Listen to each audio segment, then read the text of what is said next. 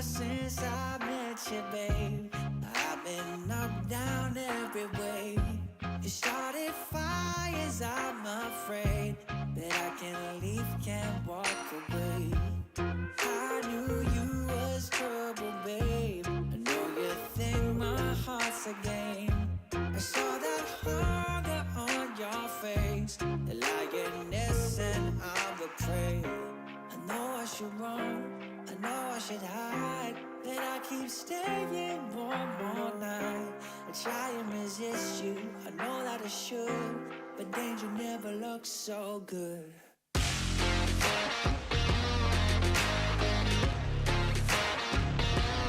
Looks so, but danger never looks so good.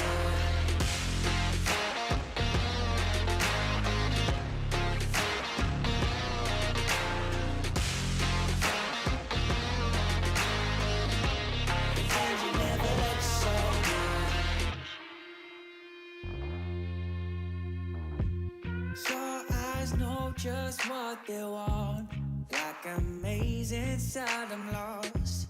I try to climb, escape these walls, but every time we touch I fall. Lord, please tell me what to do. Is this a test set down from you? She comes in hot, then leaves me cold. I'm always coming back for more. I know I should run, I know I should hide, but I keep staying one more night.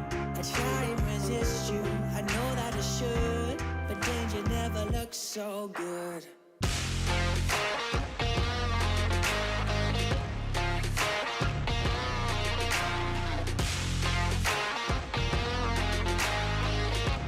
The danger never looks so good.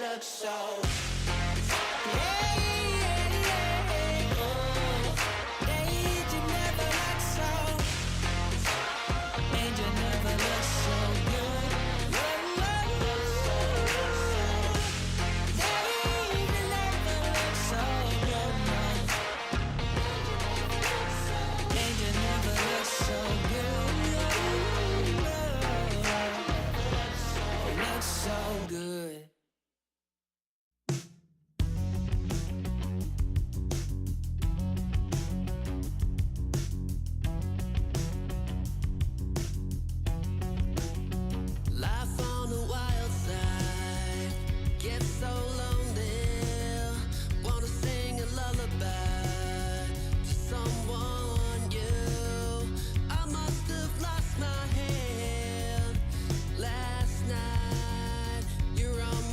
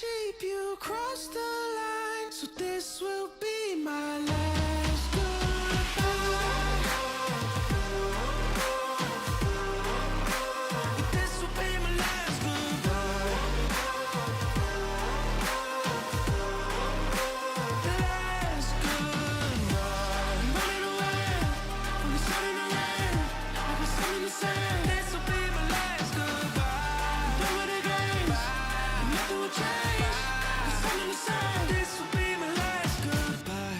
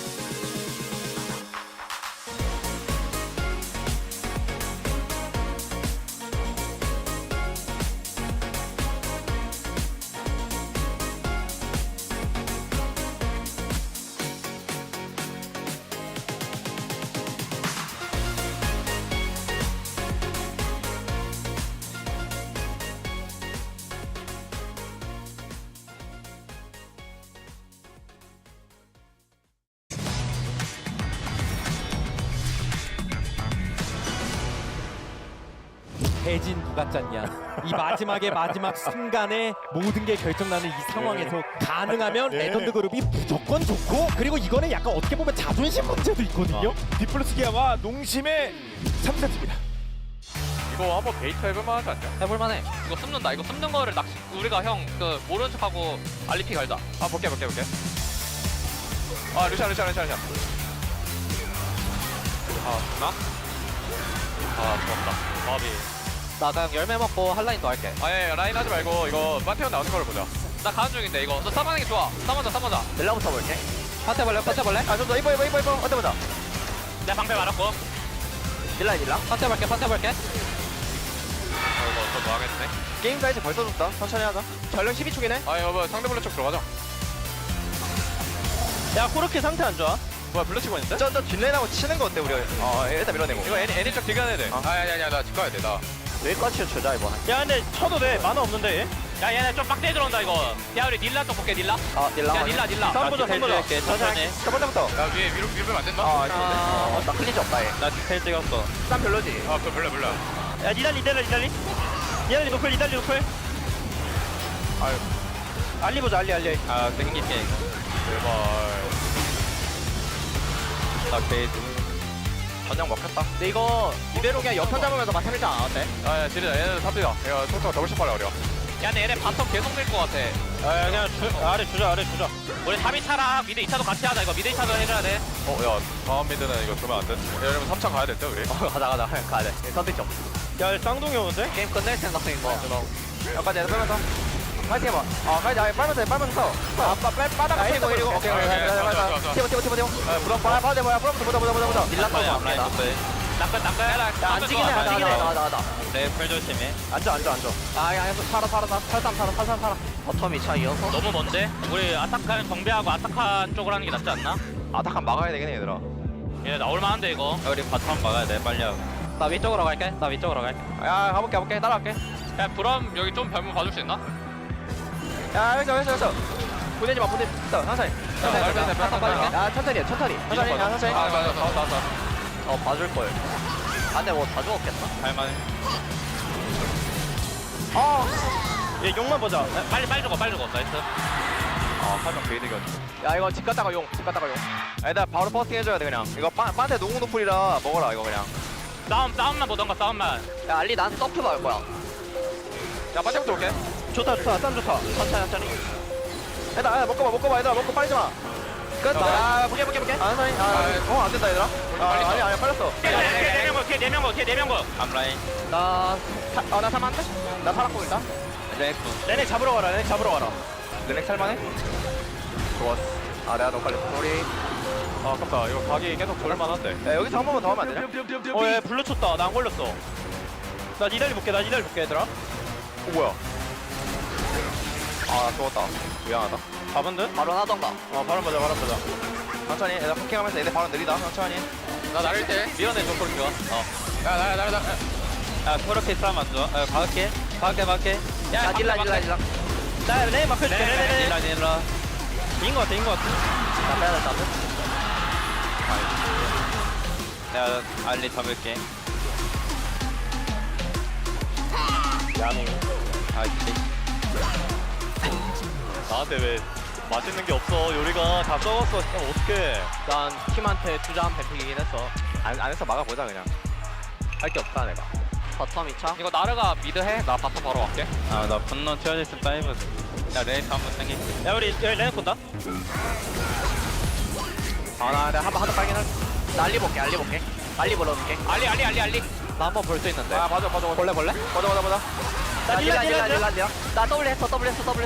빼면서 얘들아. 빼면서 찍지 마. 까비. 아니 근데 현빈아 너무했잖아. 사이드 그렇게 애니보다 그냥 걸로 갔냐고 이렇게. 이겼다. 기다려라 곽보성. 디플러스 기아도 지옥 끝에서 올라왔습니다. 예.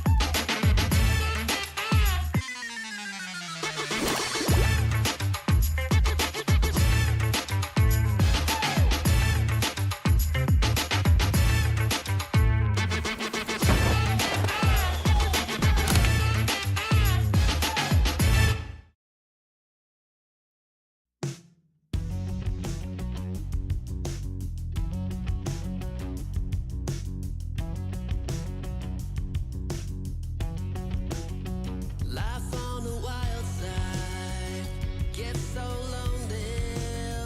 Wanna sing a lullaby to someone new.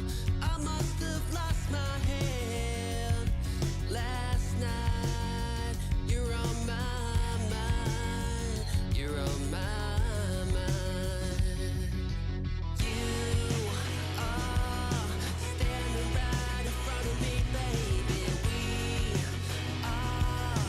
Living out our lives in this fantasy. I'm starting to see so clearly. You're the best thing that I've got.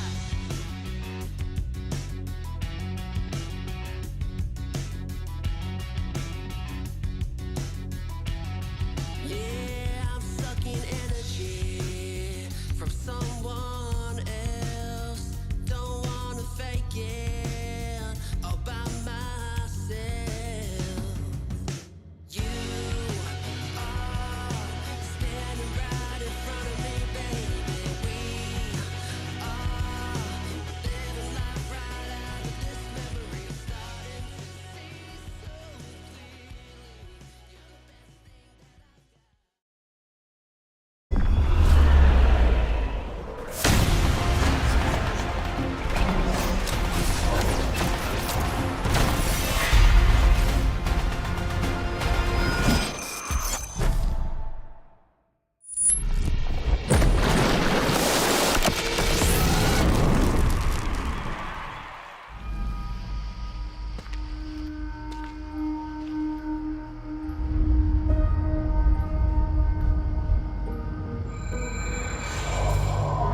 Starting with a whisper,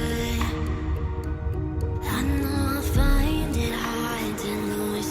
Counting down hours, but I'll take way less time than that. I've been in the fire a million times, cutting between the truth and the lies. Can't hold me down for a minute longer. What doesn't kill me makes me stronger.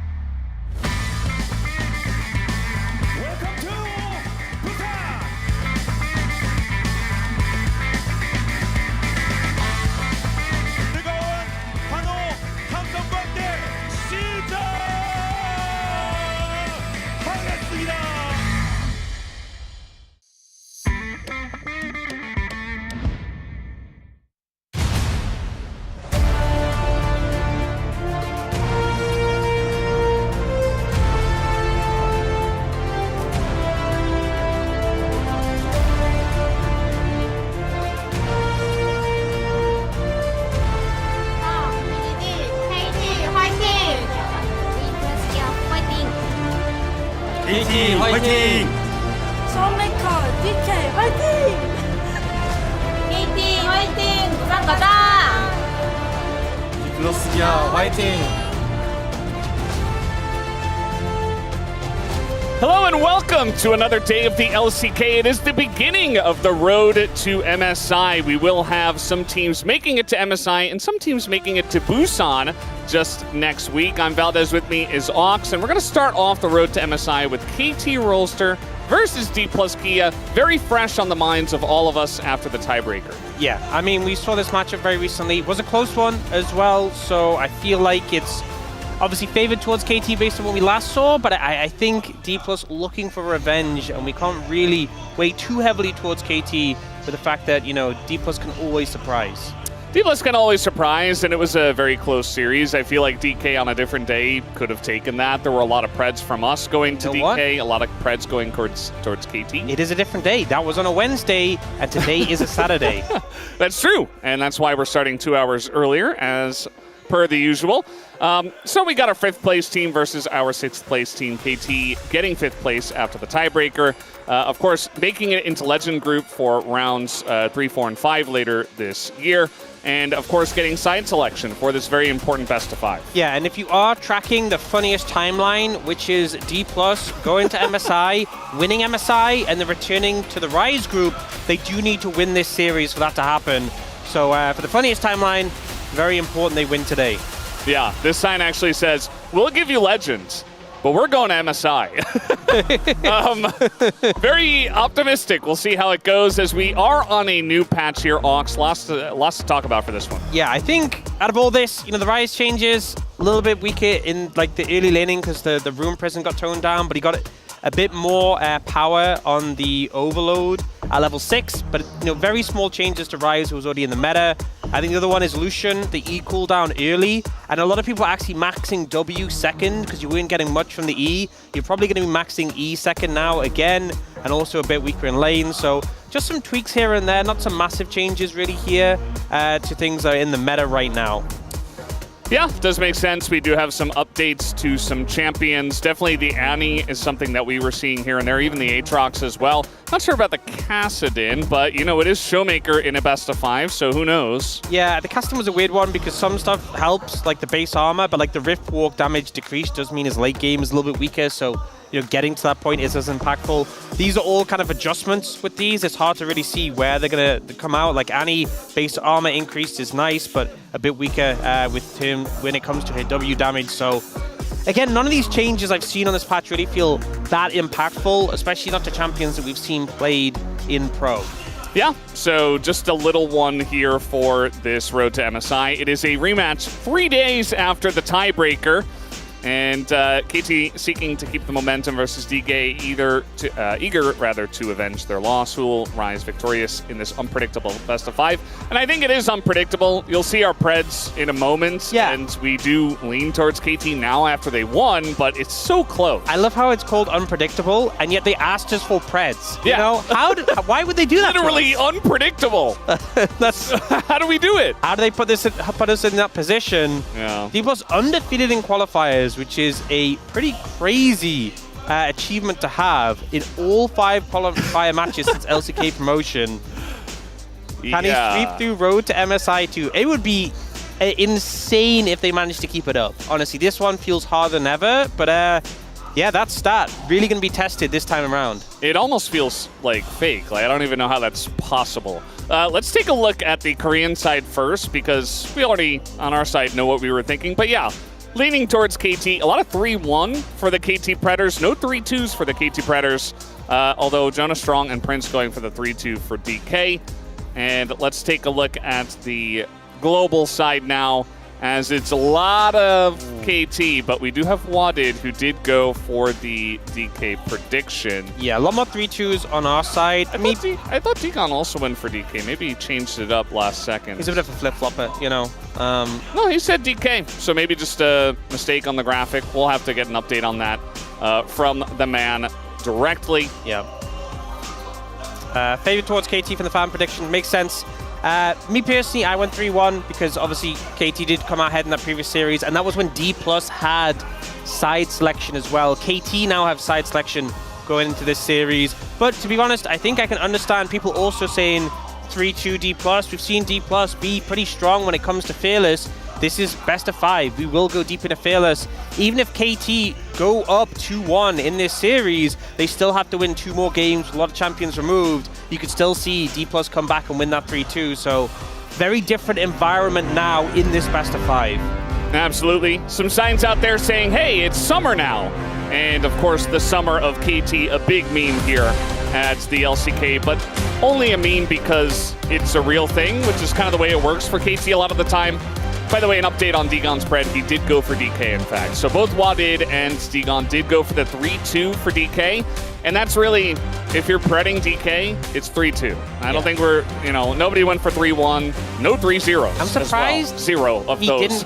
I'm surprised he didn't pred Bro, honestly. I thought he would have gone for them in this matchup. Yeah, is he really a fan? Yeah. No. He's slacking a little bit nowadays. Yeah, I'd say Where is so. Bro anyway? I'm just... Well, we will be seeing them in round 3 in the Rise group. Hope they're doing very well. But here are the teams that are playing tonight.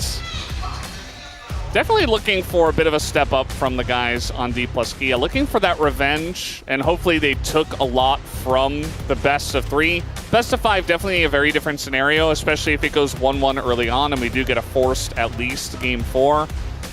Can totally switch up the way that the entire series plays out. Yeah, I completely agree. I also think there's going to be a lot coming down to strategies, what picks are used early on. Because, he's had such a good performance in this round 2. It's actually round 1 and round 2 and tiebreaker. Yeah, I've been singing this guy's praises so much. I feel like, honestly, he has been the best performing jungler in the whole league in round 2, which sounds crazy, but he really has been on just fantastic form. Lucid, I think starting the season was having some great performances. I think he was one of the best, probably the best performer on D+. Has had some rougher performances recently, but really I'm looking to him to step up to match Cuz, because I think if Cuz is unleashed, it's going to be really hard for D+.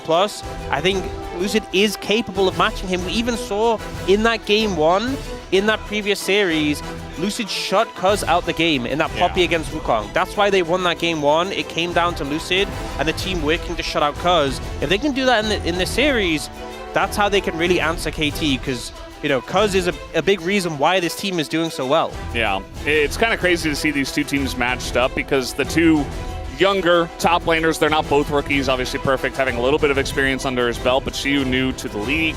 Definitely going to be looking for Perfect to recreate his, I think it was his game 3 was kind of insane. Just an overall great series from him. Xiu also looking to step up. And then you look at the mid lane and it's 2 ultra veterans in Showmaker and BDD, who have been around for basically forever. At least since, the middle of the teens of, 2015. Showmaker a little bit later than that. But yeah, they've been around for a very long time. Many big stages for both of them. Looking to lead their teams here in this best of 5. I think as well, obviously going to MSI is a tall task when you're looking deep in the bracket. Genji and HLE, hard teams to beat. T1 as well, waiting further down. But I think Nongshim's form has been a little bit hit or miss recently. So, if you win this series today, there's good chances that you could definitely take down Nongshim, and then you go into Busan, and that's just like a whole different playing field. So, just keep winning. That's all you got to do. Just make the gauntlet run. And we've seen how teams can ramp up when they're running a gauntlet like this, how the momentum in the best of 5s can make a big difference. So, these teams are closely matched. I think either of them can take it today. We saw KT get it last time, but I'm excited to see what they bring out on the day. And I think, seeing the coaching staff on screen, they can obviously make a big difference. We've seen how really emphasis has been put on drafting when we have moved to Fearless, and how much importance has been put there. So this is BDD. She made a Korean sentence out of each of the first letters. Just says, let's go to Busan and eat pork rice soup. Something like that. Sounds pretty good. And of course that was BDD on the left as well, the Agumon. That he is one of the best Digimon in the game. As I mentioned before, KT, they won the tiebreaker. They're the higher seed. They get side selection. DK couldn't win the best of 3 with side selection. Can KT do it this time in the best of 5? So what we got to see. Bans starting out. We saw KT often banning Xin away from Lucid, so might just follow that trend going here. I feel like we have a lot of data on the bans that come out. Pantheon was another thing they were banning often against Lucid, so they may just go heavy on the jungle bans. For D+, it's probably going to be like Vi, Yone, Rumble are things that they really lean towards banning away from KT. Nico being banned away from Beryl in this situation, that is one of the picks that gave them trouble in that game 1 that they did lose against D+. Yeah, not a bad idea. There's the Rumble ban. The Yone, you mean, sorry. Yes. I don't know. I was looking into the future. You know, Oh, I was already seeing he's ban seeing number like 3. the levels of the Talia. So banning 2 of the picks they actually lost to in that game 1, which was the Talia and the Nico. The Azir comes out, so I think Rumble just going to be the first pick. The Azir obviously makes sense with the Talia band. That leaves the Azir really in a strong position. And then we're going to get Rumble into Gwen, which I think Perfect is really happy. He's been really confident on this Rumble pick. And Rumble into Gwen, you're really happy to take that one. And it's probably just going to be Gwen Xin Zhao, I would think, in this situation. The double circles, the Venn diagram combination. Yeah, it's a good idea, especially in a Rumble. You can oftentimes get a lot of value with your circles into his equalizer specifically. Obviously, if he gets up in your face, will be a little bit of a different story. But not a bad idea, especially because Lucid is a very strong Xin Zhao player. Pantheon already bans. I guess Poppy is the other alternative you could take. Actually looking towards the Trundle instead. Something we did see pretty high priority on recently. Now over to KT. Could go like Wukong Ari in this situation. Cuz being really solid on that Wukong pick. We'll see what they opt to go for, what they lean towards. Yeah, it's a lot of mobility in the Trundle, which is generally what you would like. Yeah, I think the thing with the Xin Zhao is obviously, you know, we can't see him. If you get like the jump on the Trundle and knock him up, it's pretty powerful. Actually, going for the Jarvan in this situation. Jarvan Rise, I'm not sure how I feel about the Jarvan this early, given the fact you don't know what you're dealing with in terms of mid-AD carry.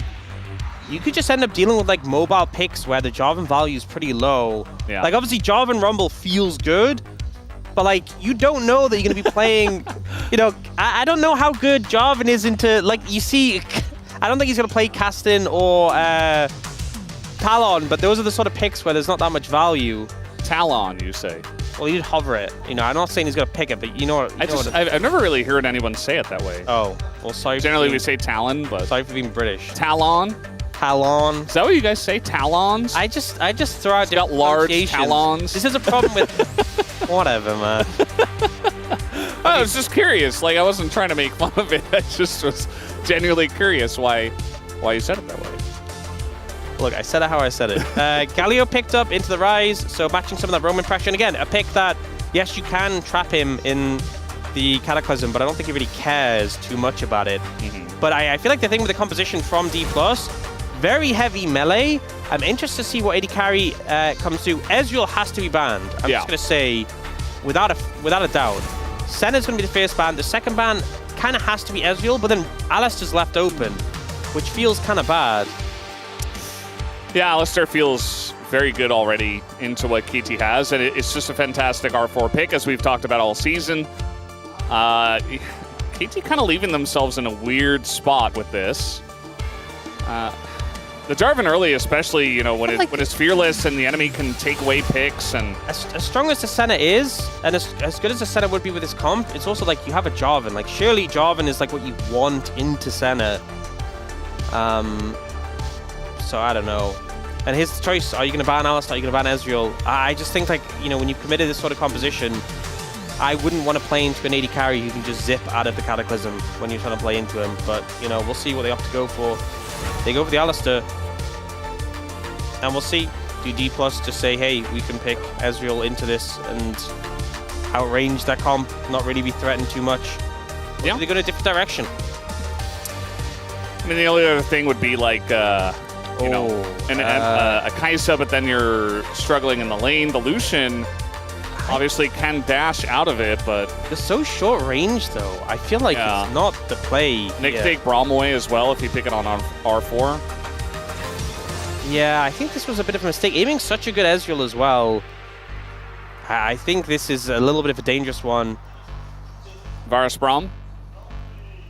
You could go for that here, but they could go some like Lucian Melio, I guess. Yeah. But I mean, Lucian Nami, even that, we've seen Lucian Nami played a decent amount recently with Lucian coming back in the meta.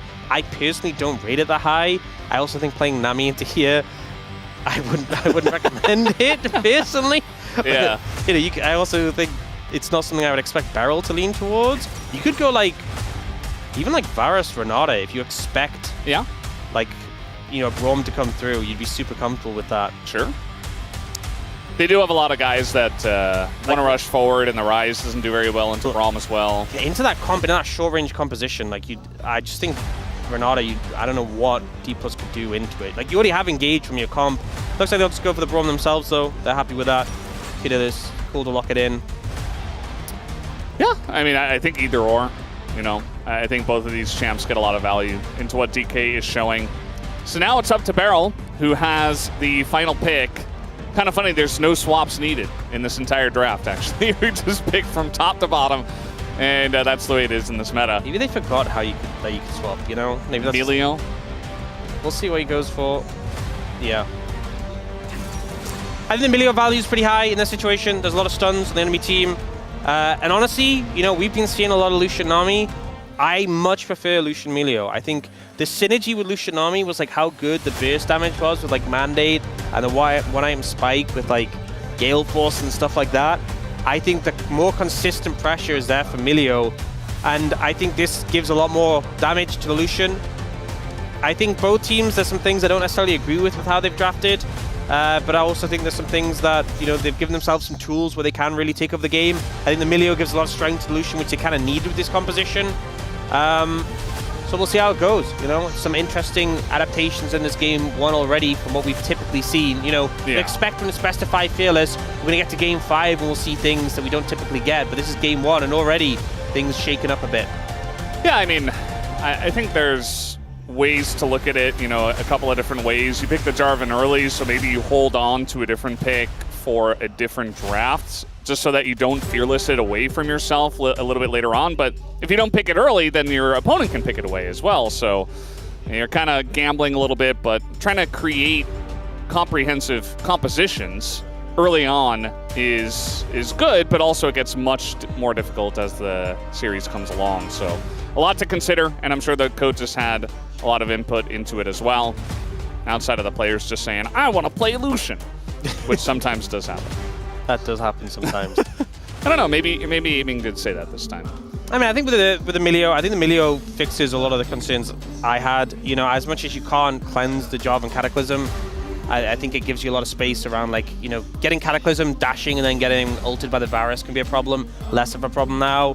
It just makes you into more of a consistent carry, I feel, with this pick. And we've seen Aiming have some fantastic Lucian performances before, in the recent years. So we'll see what he can do on the pick.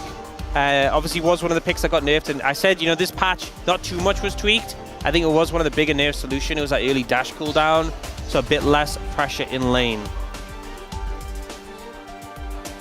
Yeah, just a wee bit as the KT roller coaster only goes up.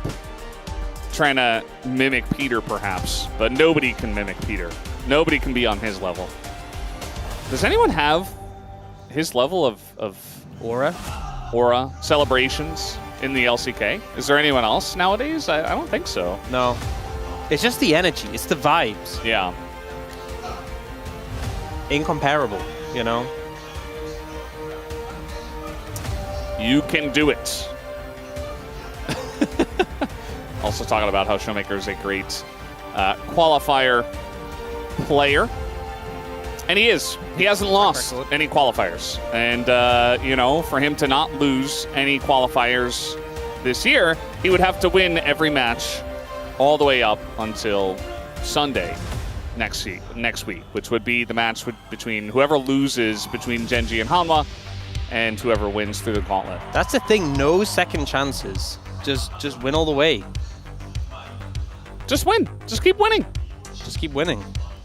So she canceled her baseball ticket for Kia, the Kia Tigers, I believe they are.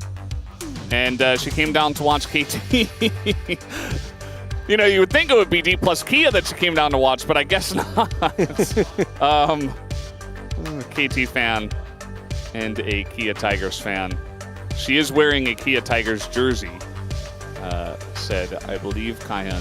So thank you for that. She also wants to come down to Lal Park tomorrow, which that's another thing. If you win today, you're playing tomorrow.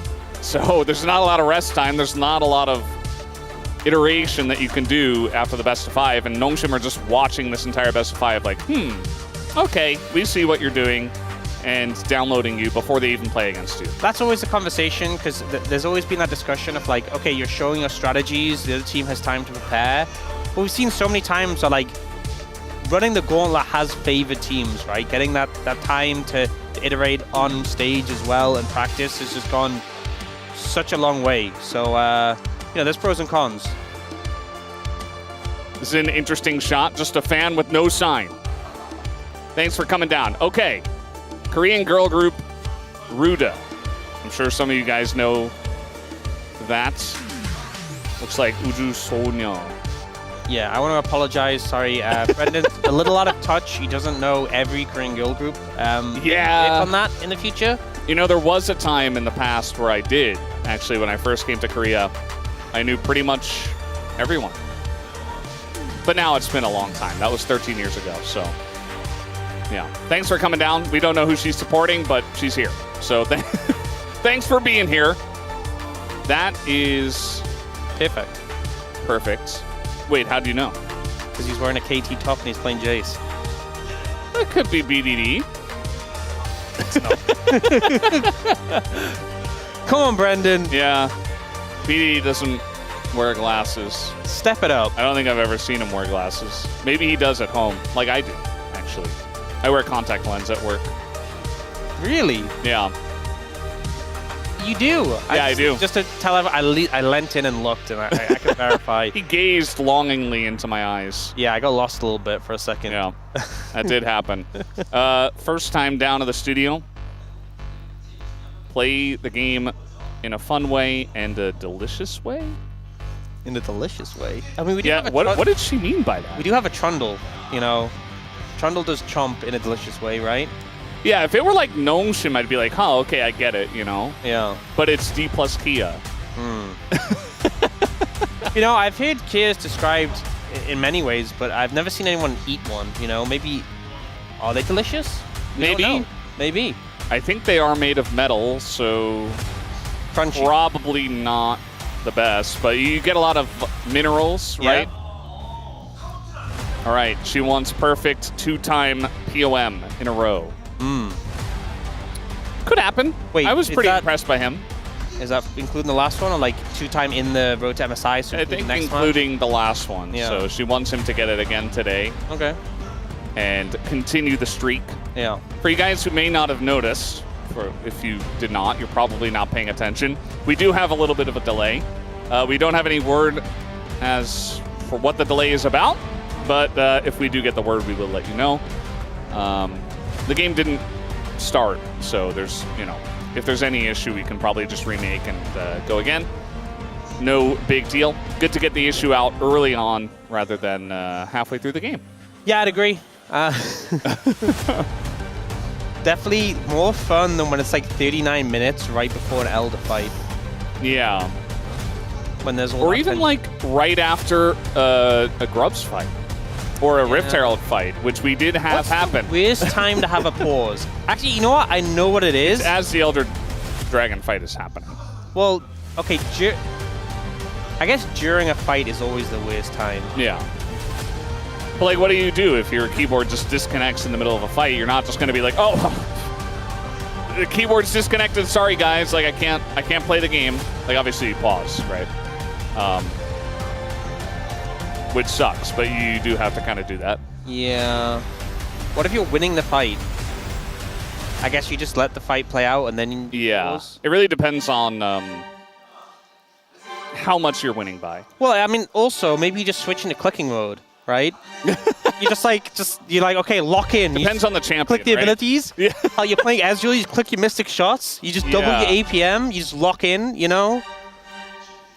Yeah. It's definitely possible.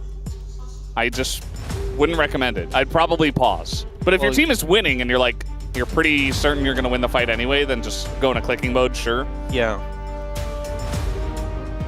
That sign before said world's cutest, I think. Something like that. Either way, guys, we're ready to jump into game number 1. It looks like here the pause is gone. Let's hop onto the Rift.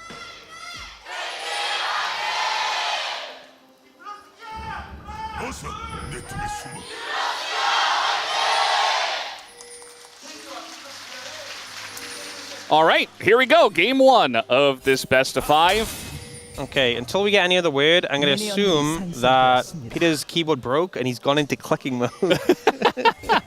Oh no, he even has unsealed spellbook. Maximum clicking. Wow, there are 4 people on KT that have flash on D. It's a little bit disappointing. D for disappointing, specifically. Yeah, that's not... Have they always been that way? I feel like... Yeah. I've said this stat before, but Korea is the server with the highest number of people with Flash on F. Makes sense. You know why? That is where it belongs, so... You know why? Why? That's what Faker has. Oh. Well, it's also where it belongs, so, Yeah, I think... Flash, not Flash. Yeah. Come on, KT, step it. Oh, hit it with a snipe Yeah, that on was pretty Winter's slick. Bite. Clicking mode going well, I see. He's really good at this game. I do want to say we have no information that he is in clicking mode. I just thought it was funny. But we don't have information that he's not in clicking mode, so it could be either. Maybe he's always been on clicking mode this whole time. We don't know. We've never asked. We've never confirmed. I've actually never watched his first-person view either, so... Maybe we can get a first-person view of this game so we can verify whether he's clicking mode or not. Yeah, it's very important to know, I'd say. It's the information we need. Yeah. It's often not the support point of view, I feel, when it comes to the point of view moments in a game. Sometimes it is. Generally, if they're playing Alistair, yeah, we'll see a support point of view where they get some sick headbutt pulverize combo. This lane seems to be going pretty well for aiming and barrel, but it's not like Duckdom and Peter aren't farming well under the turret. They're keeping up. They have only lost a single minion so far. Can he hit it? Yes, he did. Looks like he missed 2. Oh, no. It was just a little bit slow on the update. But, yeah, he's doing pretty well. Aiming hits level 3 and goes in for some damage. Yep. Good trades coming in, and that's kind of the problem with this lane matchup. Playing... Oh. Uh-oh. Perfect. Might have to flash this one with the pillar that is surely to come down here in a moment, as there it does go. They commit into that, as now the TP comes in. It's so very slow at this level, so basically doesn't do anything. Oh, man, that TP. BDD definitely thought he'd get there faster, but the TP started channeling, and then you look at the minimap, and he's like, okay, any minute. Any minute. Yeah. Well, no flash, and Jarvan is here, but Perfect's so low, I don't know. As we get the flash coming down, but Lucid doesn't care. It's First Blood going over to DK. That goes to Xiu, and now Cuz on the run has to flash himself. A big snip goes in as well just to push him out, and Lucid sticks around, gets huge value out of this Trundle early. Absolute disaster in this situation. Perfect stays around. They can't win the 2v2 playing Jarvan Rumble when Rumble's that low on HP. Lucy just goes in and chomps him. And yeah, bit of a disaster. They try and save Perfect, which sends it backfiring. And now in a losing position in this matchup. Bot lane also in a losing position just from the matchup itself. Not a good start for KT, considering especially they're on blue side in this game 1. Yeah, I mean, I just think the Trundle, especially early on, with the first pick Rumble, you really make it so that Cuz cannot pick Sejuani in this position, which, there was no Yone, but Rumble Sejuani pretty good as well. And so we get this weird Jarvan pick, and we're already seeing that the Trundle is getting a lot more value early on in this one.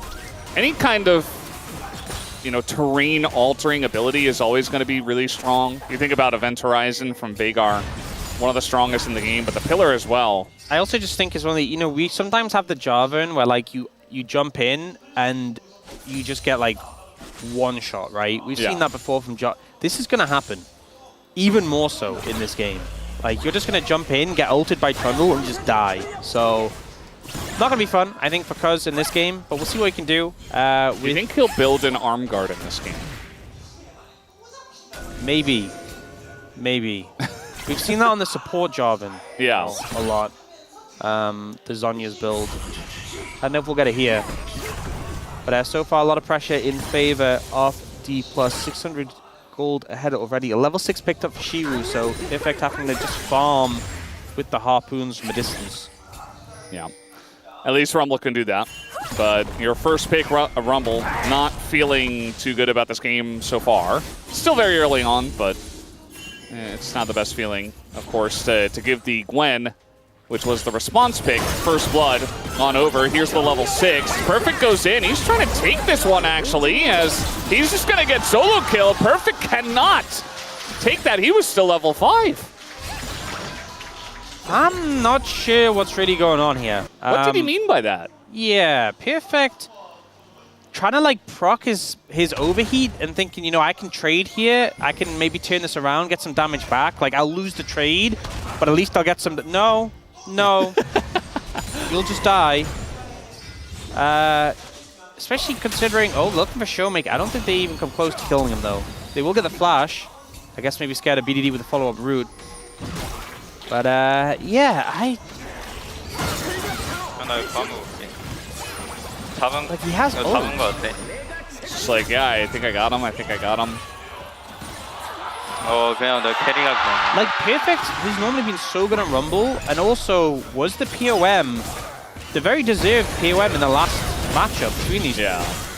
And now, I don't know what to say about that play. That was just very, very rough from the KT top laner. So he's now in a massive deficit in the top lane. Shu mentioning that he's probably going to have to carry this game. And 2-0 on Gwen at 7.5 minutes. You know, I've seen Gwens fall very far behind, but not a lot of Gwens that get this fed this early. Yeah. So he's going to be having a great time in this game.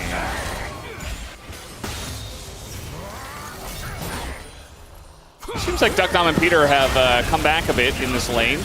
The wall's going to be held up for the calling. Both junglers are here. And Ingo's Cuz trying to turn on to Lucid, who does drop the subjugate, but no flash for him just yet, so easily turned onto. As now aiming as well, gonna have to flash and dash away from this one, but he still gets sniped down by Duckdom, and BDD is still here. He's just gonna take Beryl for a walk down the lane. And Beryl has flash, but there's really no reason for him to flash until the very moment to force BDDs, and the follow flash comes through for the easy pickup. Really well played there by KT. Just when the game was starting to feel maybe a little bit doomed, they answer back with a big play. And the tracking, the timing on Lucid's flash, flawless there. It was seconds away from being up. You can see it's up right now. Getting the Cataclysm down, punishing him, the flash not being available, and then cleaning up all those kills with a great move with a Realm Warp from BDD, resulting in a massive influx of gold for KT there. They still have this Gwen problem to deal with, but the rest of the map in a great spot now. And we'll see the initial play comes. The culling soaked a lot by Peter here. And then they move in on this play on Lucid. Again, you can see Flash not quite available yet. So they commit the Cataclysm here. Manage to finish him off. And then Peter gets the Q. Ult doesn't quite connect because of the Flash, but the piercing arrow does. And then Beryl gets routed, trying to find an angle to flash away, doesn't quite find it because of the follow flash from BDD. It's just beautifully played. Now 2 kills onto BDD, 1 kill onto Duckdom. Exactly who you'd want to find the money on. Yeah, and as you mentioned, it's just the Gwen now. I mean, Chiu is ahead, but he's not ahead as much as BDD is on Showmaker. So the rise is going to be huge, and that is going to be a problem here for DK. I do wonder if he's going to delay his rod at all, because he should be able to get it very fast, because he got 2 grubs already, and now he wants to group for the dragon. I don't know if they're going to get here on time, but actually looks like they might, as both of the bottom laners of KT are here at the same time. But Lucid's going in. He is going to commit for the dragon at least, as Peter going to hop on over. But now the fight is going to go in favor of KT. It looks like going to get the flash out here, as Peter now getting pretty low. And even an ult to be thrown out. KT now in a weird spot. Showmaker wants to get in with the taunt. He's going to catch both of them. And the follow-up here from Lucid, but the phase rush comes through. And KT do just get away. Yeah, I think KT ultimately happy they're able to get out on that one. They also got Lucid's flash. They traded the Cataclysm for that. Still, D+ got the Dragon. You know, still favored play for them overall. It looked a little bit scary at points there. Peter could have gone down. BDD nearly got caught out. So KT, they get a summoner advantage and disengage in the situation. Could have definitely gone worse. Now, Docdam in trouble, though. Oh, is he? He's got a lot of teammates here. Peter is pretty low himself, but now Showmaker looking for the follow-up as engage Galio, not sure about that one. And now BDD coming in, the TP much faster this time from the Rumble, but he doesn't seem to have Equalizer. So Perfect just comes here, and so does Hugh. And now a bunch of needles coming through. A very awkward fight from both teams. But now Peter and Duck talked it in the front line. And they get taken down. Showmaker very low, but the flash from Hugh to just assassinate the Jarvan. And that's another couple of kills for the Gwen. They're so low. No Equalizer available, though. Vivek looking, but he's so scary. I mean, he is incredibly aggressive on this one. You can see the fans are on a nice edge here, but the pillar comes down. Perfect. He's got flash, but he's not going to make any crazy moves. He's like, guys, please just wait around until my ult's up. I'm begging. And you see the difference in the plays when Shiwu's there. Just night and day when this Gwen is about, the difference it makes. You know, ends up being a scrappy one. Peter's very low in HP. And Docdam unfortunately does get clipped by the ult here. But really, the play still looks fairly favored towards KT. Until Shiwu turns up. And look at the confidence this Gwen has. Just charges in. Almost it feels like solo leading the charge. The ult getting so much value here. Showmaker follows up with the taunt. The damage is done, 2 down. And then Cuz gets just bursted by Shiwu there. Yeah, actually takes his head off. And ends up being just 3 kills for DK. And 2 more of them went to Shiwu. And now some vision here onto the Gwen. We're going to get the taunt down. There's the knockup from the Jarvan, but we got 3 people in here keeping Shiwu around. This is going to be a big shutdown for whoever gets it. It goes over to Cuz, who is going to get a massive influx of gold. Yep, I mean, you're glad it didn't go to Peter. Ideally, would have gone to BDD, but, you know, you got the shutdown. It's a good influx of gold. Good pick on a Shiwu. Ultimately, Shiwu really has to be the one to carry this game at the moment. It feels like 4D+, and getting a pick there, massive for KT. Gold is about even, though. And D+ do have that Dragon in pocket, but it is KT with those 3 grubs. So the game's still feeling very, very even right now. But you see Docdam went for that first item, Serpent's Fang, which Interesting. Yeah, not rating that high in this situation. There are some shields. Does Milio have shields? Yes. I mean, it's a lethality item. Like, is it the worst spot to build it? No. Does Beryl have shields? Yes. Are you going to get some decent value? Yeah, for sure. But, like, I don't know. More than just Youmu's or... I feel like the thing is as well, the movements between the Youmu's can be really useful at evading, like, the short-range composition of D+. But, you know, it's not... I think Serpent's Fang eventually would have been fine. I just think first item, I'm not sure you're getting that much crazy value on it. But, you know, we'll see. We'll see how much value he gets, regardless. I think there's also, like, as far as shield champions go, there's some champions who shield a lot more than, like, Milio, you know? There's some champions who do a ton of shielding. Yeah. Although we haven't seen Janna in a long time. Yeah. Even, like, Ivan. Ivan's shields are massive, right? If there was, like, an Ivan on the enemy team, I actually think this would be a lot more understandable. Yeah. What happened to Ivern? We were seeing him a little bit, and then I think he got nerfed, and then he's just gone now.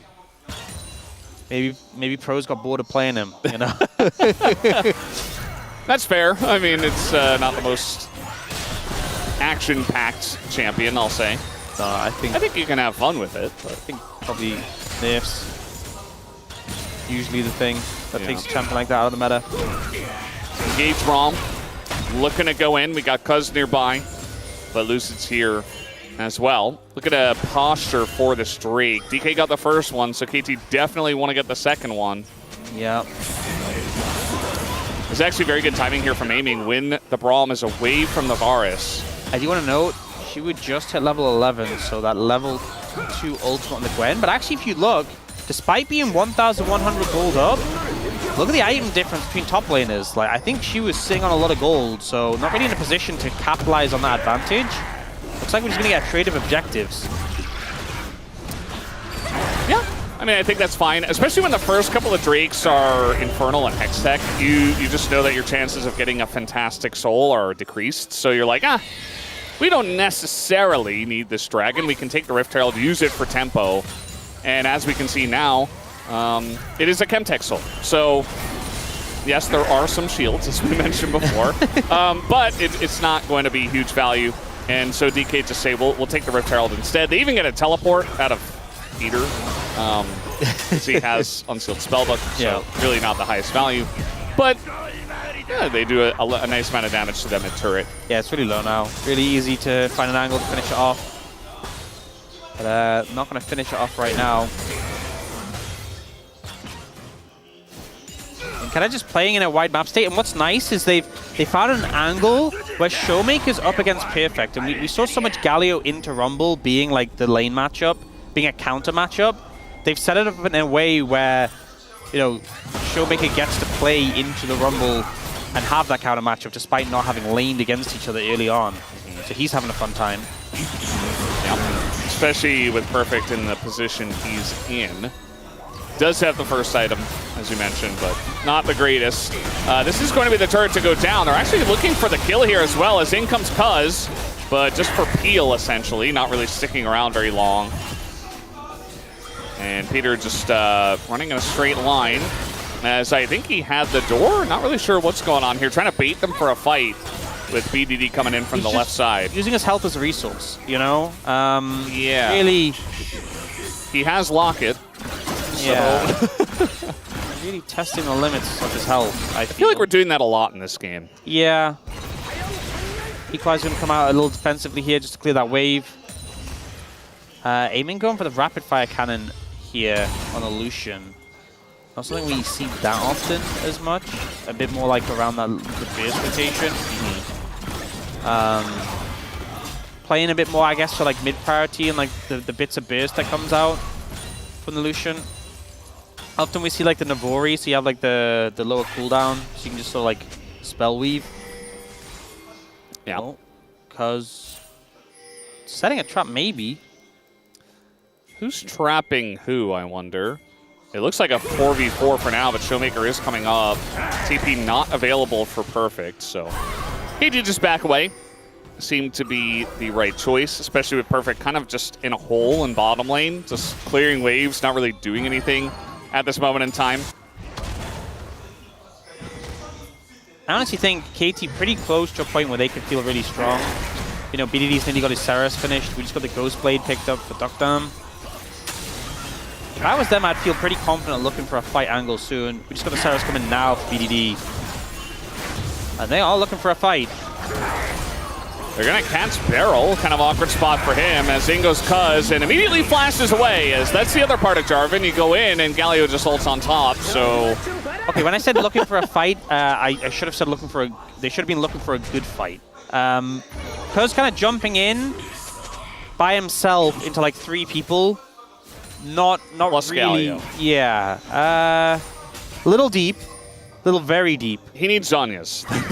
No, I don't think Zhonya's resolves that. Well, if you go in, then when the Galio ults, you just press your Zhonya's. Yeah, and then you just die after Zhonya's, I think, is the outcome of that situation. Alrighty, well, we got another pause here. Yeah, because like I pressed my Zhonya's button, you know, it didn't go off. Yeah, we have had players do that before. Yeah. I definitely use this item that I don't have. Yeah. Well, I think maybe trying to force Aiming's flash, and Aiming was like, I'm not flashing here. I don't need to. You need to. Yeah, I mean, he did pick Lucian for a reason. Yeah. Still pretty interesting that he didn't pick... Oh, no. Oh, it's... Okay, I've had this happen to me before, where the hot pack explodes. As you can see on the right, all the little think it's like charcoal or something. I'm not really sure what it is, but it comes out of the hop pack and it goes everywhere. And it's like sand. Oh, man. And it just gets everywhere. It's coarse and irritating. Exactly. Yeah. So aiming's going to have to clean that up, and that is what our pause is about. Pretty straightforward one here. Legend of Legends. So that's what LOL stands for. I never knew this whole time. Yeah, I'm glad we could know. Why are you so good, KT? Oh, no, The right apparently sign? we just got confirmation that it's League of Leagues. Is what it sounds That's not what the sign said. Oh. I'm going to choose to believe the sign. Personally. We're getting a little sneak in from Peter. He's just placing a ward, though. Just politely, just respectfully placing some wards. They did get pinged, though. We've had like a lot of weird skirmishes early on, but the teams are still very even. And now it's Chemtech Soul. I don't know if we're going to get a huge amount of action in this mid game. This game's feeling pretty... it's slowed down a lot. It feels like the teams are kind of trying to find little He advantages. missed the cannon. Yeah. But there's also a lot of summoners available, which I feel like favors D+ in this situation. You know, you want people flashless when you're playing Jarvan. Yeah. But he himself doesn't have flash. Yeah. But he can at least still flag and drag and press R and maybe catch someone.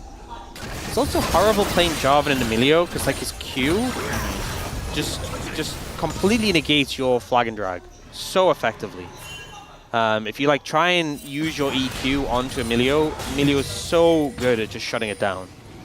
It's like an easier to use Janna Tornado. Yeah. Honestly, against that. Because obviously Janna Tornado you have to press twice. And Emilio you just press Q. And it looks like they're not even going to get a look in on this dragon. Yeah, I mean, I think that's fine. The bigger issue would have been if they fought over it and died, because you're risking a lot, actually, because the Otacon is there. It's not just about the one Drake, but if you lose a big fight, you're losing the Drake and you're losing Otacon, and the game really begins to snowball out of control. Yeah, but you're giving over feats of strength, which is unfortunate. Yeah. And I feel like they were in a position where they were pretty strong, you know? Like, I look at Lucian's items, and he's on the Essence Reaver Rapid Fire Spike, which never feels that inspiring. Like, I feel like Peter. Yeah, he's in a really awkward spot here. He is Braum with Flash available, though, and Smite. He is going to get Cuz to block, and he throws his ult in, and now the counter engage comes in. The Q from the Melio not really able to stop the R, and that just gets the Flash here out of Lucid. But now the follow-up from Perfect, looking to get in there with his own Flash, but kind of another awkward engage. That's really been the tone of this entire game, is fights like that. It almost feels like both teams are almost scared to fight each other. That was such perfect. TP's in, flashes over the wall, harpoons Lucid, runs back and forth, and leaves. My job here is done. They do have a ward here on the Atacant. It's going to be started up. Cuz is in the vicinity. He is on a ward. Everybody backed. Yeah, TP coming in from BDD. I mean, they're going to have to get in here real quick. We do have Realm Warp, but BDD is here already. Cuz here with his Smite available. Oh, BDD damage. A lot of bouncing, and the Equalizer to come down. And now the turn onto this Otacon, and it's just given over. And wait, what was that? Is that a Mega Cone? I think so. Did someone just hit the Mega Cone? I think he went for the steal. Oh, okay. I mean, it was very late, though. Maybe he didn't have vision. I don't know. It just looks so weird and almost like so half-hearted. I mean, BDD did so much damage there. Because the thing is, they're getting shredded by Atacant, and then he's just bouncing off it. Yeah. So he's doing so much damage, and then the Equalizer comes in, and Lucian's like, I'm ready. Yeah, he definitely tries to steal. Yeah, but he's so late. BDD's like, thanks, buddy. I'll take that one. So, what started as a bit of an underwhelming play for KT ends up coming back pretty big. And the thing is, BDD got his Rod of Ages level up. They then got a ton of XP from the pedals.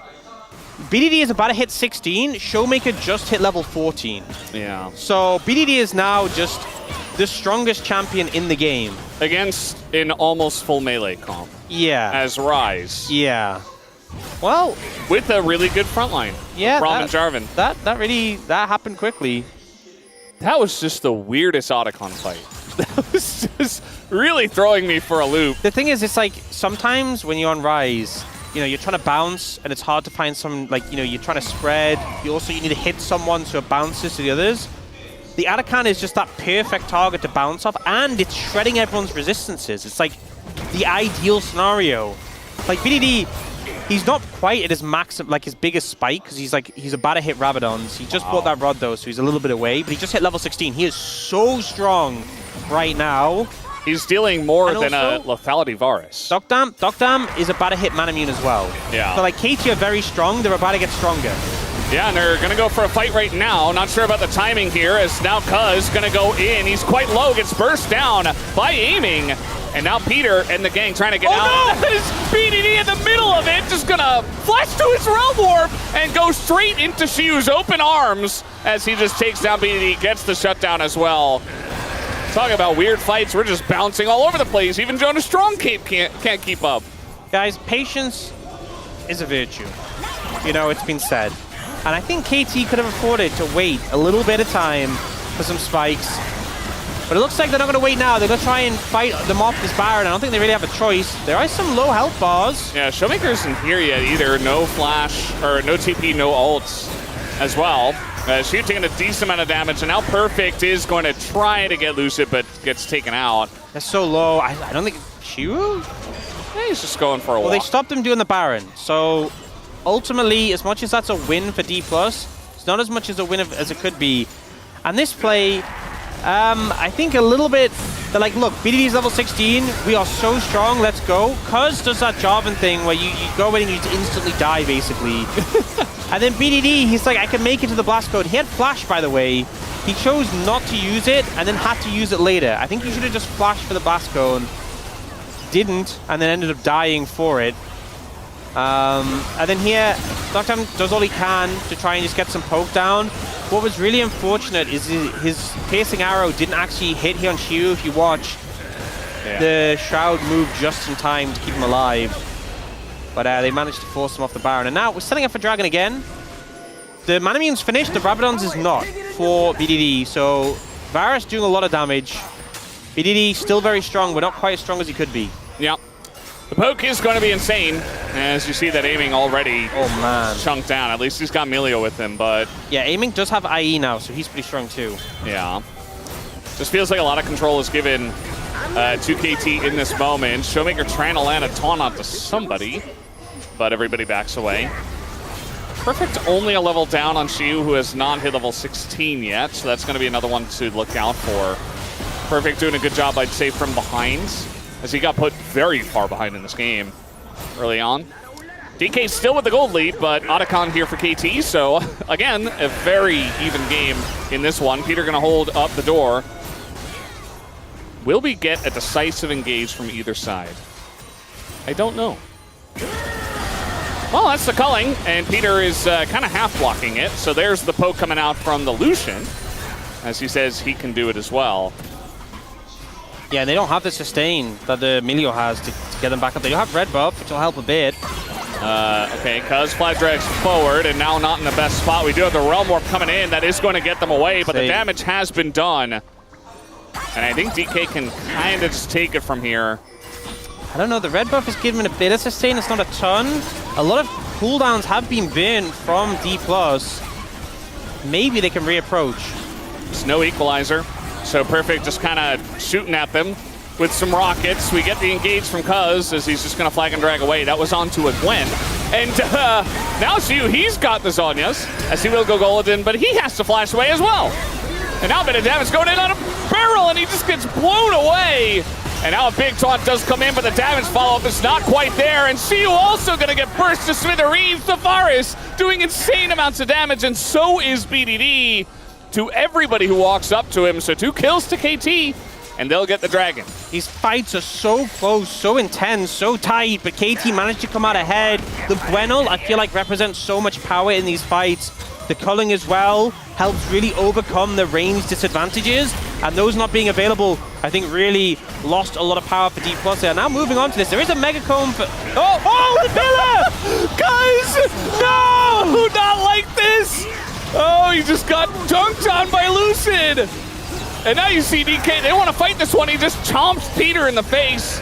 Lucid taking out, okay. Yeah, BDD is just insanely strong the right knockup, now. The knockup from the Baron. This is the weirdest game I've cast in a long time. We got TP coming in. Mega disengaged cone. Oh, aiming might look.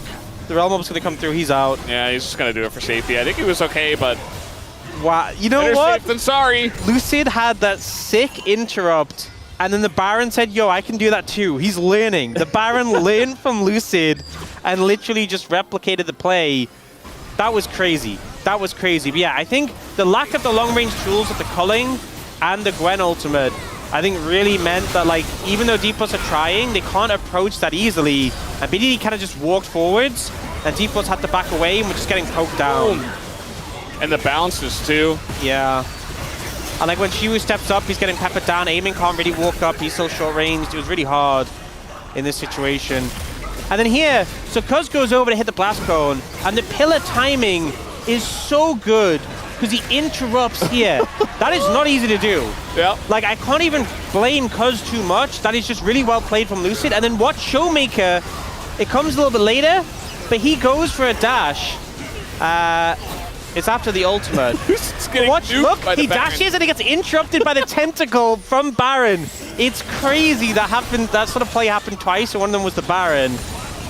You guys, this is game one. It's a best of 5. I don't even. It's exactly what we needed for KT versus DK again. It's peak. It's absolute peak.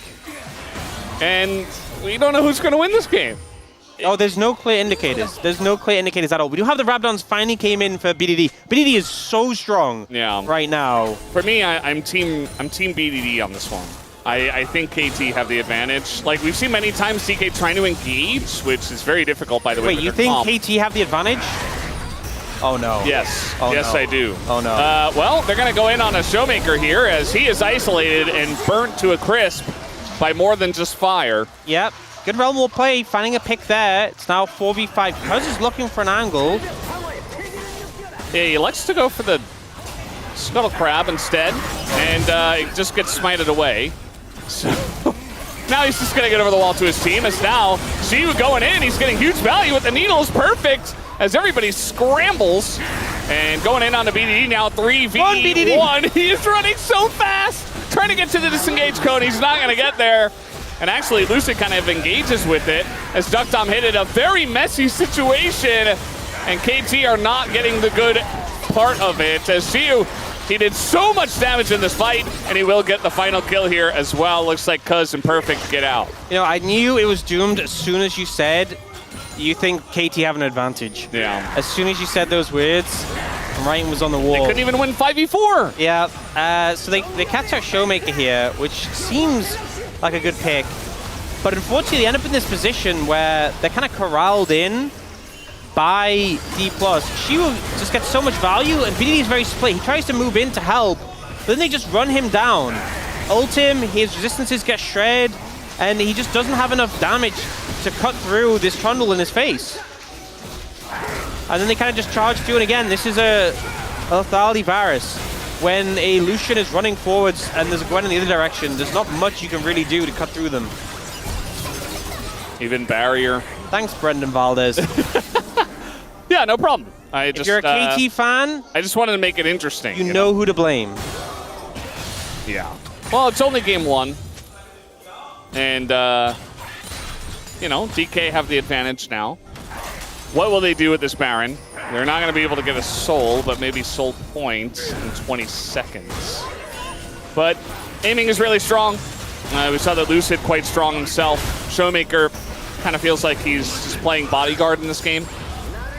And obviously the one man you have to mention is Shiwu, as nobody really matches him. Perfect hasn't been able to this entire game. Yeah. BDD and Shiwu both just pushing in the sides, but Shiwu kills towers so much quicker. And speaking of killing towers, Lucid and aiming also do that really fast. So a lot of pressure being put down here. KT might just have to give up their mid inhibitor. And a TP comes back. He got that top tier too, but now moving in to defend. They find an angle here when D+ are kind of inside of the base walls. That's where they could find a good fight, but D+ respect that, back away. They wait for Shiwu to get some pressure here. And Aiming can walk up and hit the inhibitor. They need a wave. You see Shiu sticking around, just keeping the bottom ones buffed, just to put the pressure on that makes KT rotate down. And so they do move in and take the inhibitor. It's just the mid inhibitor. It's not the end of the world, but it's definitely DK getting a pretty large gold lead at this point in time. Yeah, 5,000 gold ahead now. We've had like, it's never been more than like 2,000 so far this game really. And now with that Baron with his big gold lead really pushing it ahead. Shiu getting chunked a little bit, but Peter taking a lot of damage in return. No shield now. Yeah, no door, and yeah, they're just able to burst him down. Perfect again. He's got his equalizer, but there's no really good spot to use it in. Aiming does take a huge amount of damage, but just dashes over the equalizer. Shiu and Showmaker still in there, wants to get that kill on a perfect, and he will. He gets in, and he gets out, and ooh, nice interrupt there from Cuz. Gonna save Duckdom's life. And that means that maybe Showmaker in a rough spot, as it looks like DK do not want to continue fighting this, but now BDD is making the fight happen as they go in. They're looking for more. The flash from Cuz and makes a couple more kills. And of course, this game had to go this way. Shiu in the mist and BDD steps in. Cuz takes the kill. It's an ace for KT. Just when D+ get the biggest gold lead we've seen so far this game, KT managed to find a fight, some great play, some great mechanics from KT there. They'll be able to pick up this dragon. It'll only be their third, but yeah, this was crazy. I feel like Duckdom did so much getting damage down here. Gets a lot of poke on it aiming. The ult comes down too. We do see Showmaker pick up perfect here. Then BDD as well getting this poke down. This interrupt comes in from Cuz. We see this continuation. The Cataclysm comes down to Showmaker. They focus him down. And then we see BDD burst down, flashes in to finish off, goes for the ult, 3 members commit for the play. The flash follow though from Cuz was beautiful on aiming. You got 1,100 gold from aiming? Did I see that right? That was crazy. A lot of money.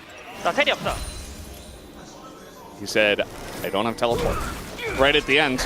And now BDD is 5,000 gold ahead of Showmaker, who arguably in that play kind of baited his team into that fight. You know, he was flashing in, trying to make another play, trying to extend it, and I mean, okay, really blame him.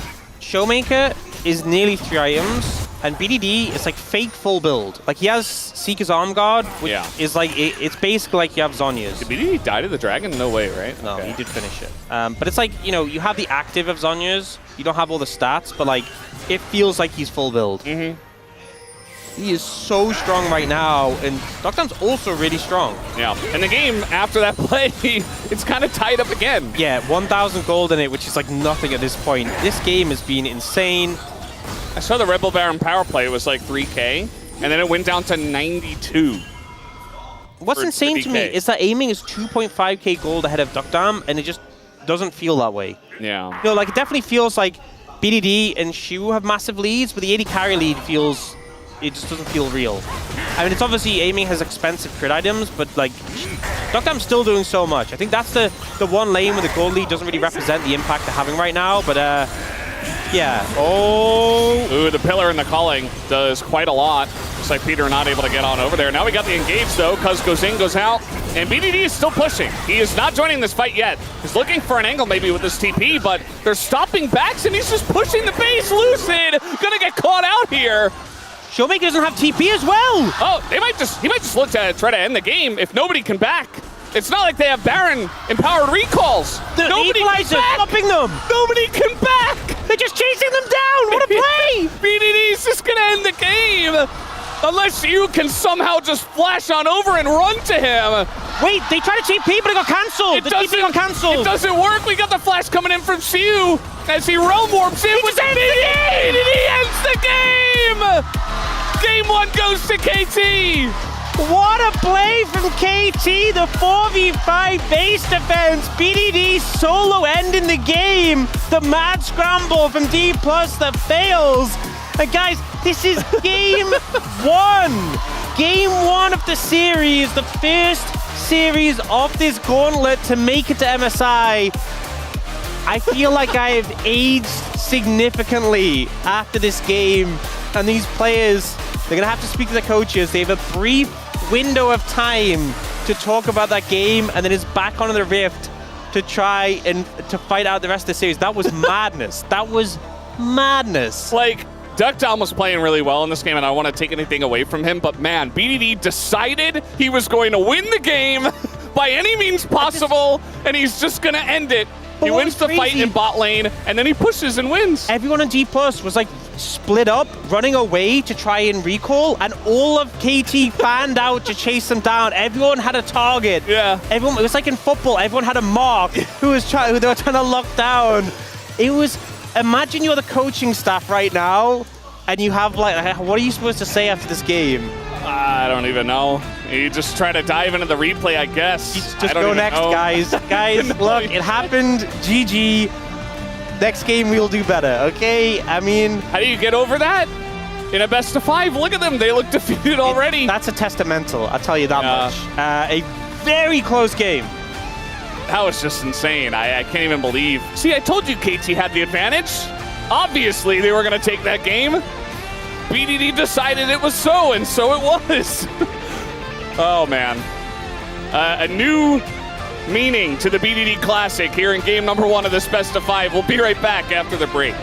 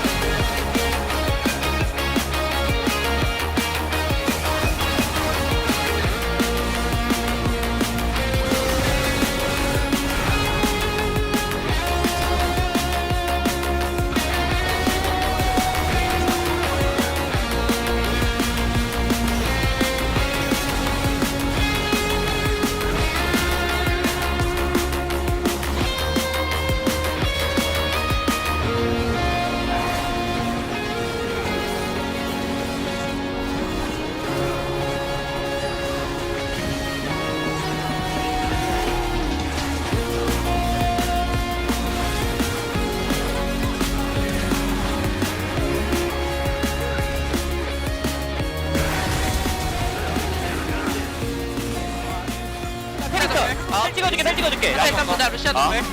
이점 조심. 막아. 괜찮아. 막아. 바텀 밀게. 좋아. 라인만. 막아. 아마 미국 갈게. 오케이. 야 바텀 밀게. 천천히 해봐. 살기만 해. 끝낼만 해. 야 집 끊으면 끝날 것 같은데? 오케이. 자 그냥 끌어오게 할게. 위에 맞아. 내가 큐링 끌어올게. 쫓아볼게.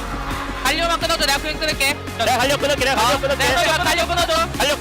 모르는 척할게. 못 그냥. 여기 끝났어요? 나 큐링 치고 있어. 자 갈려 잡던지 갈려 잡아. 갈려 잡아. 루시안 갈려 잡자. 가도 이제 집에. 끝났어. 오케이. 간다. 끝났어. 확실해? 확실해. 끝내. 나이스. 와우! 오케이. 별거 아니야.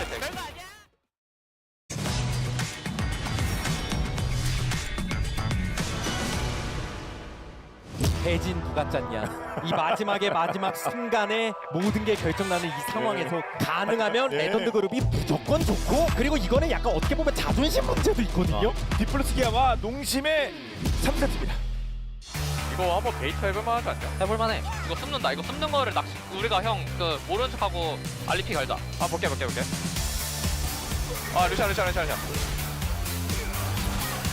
죽나? 죽었다. 마비. 나 그냥 열매 먹고 한 라인 더 할게. 아예 라인 하지 말고 이거 판테온 나오는 거를 보자. 나 가는 중인데 이거. 너 싸마는 게 좋아. 싸마자. 멜라부터 볼게.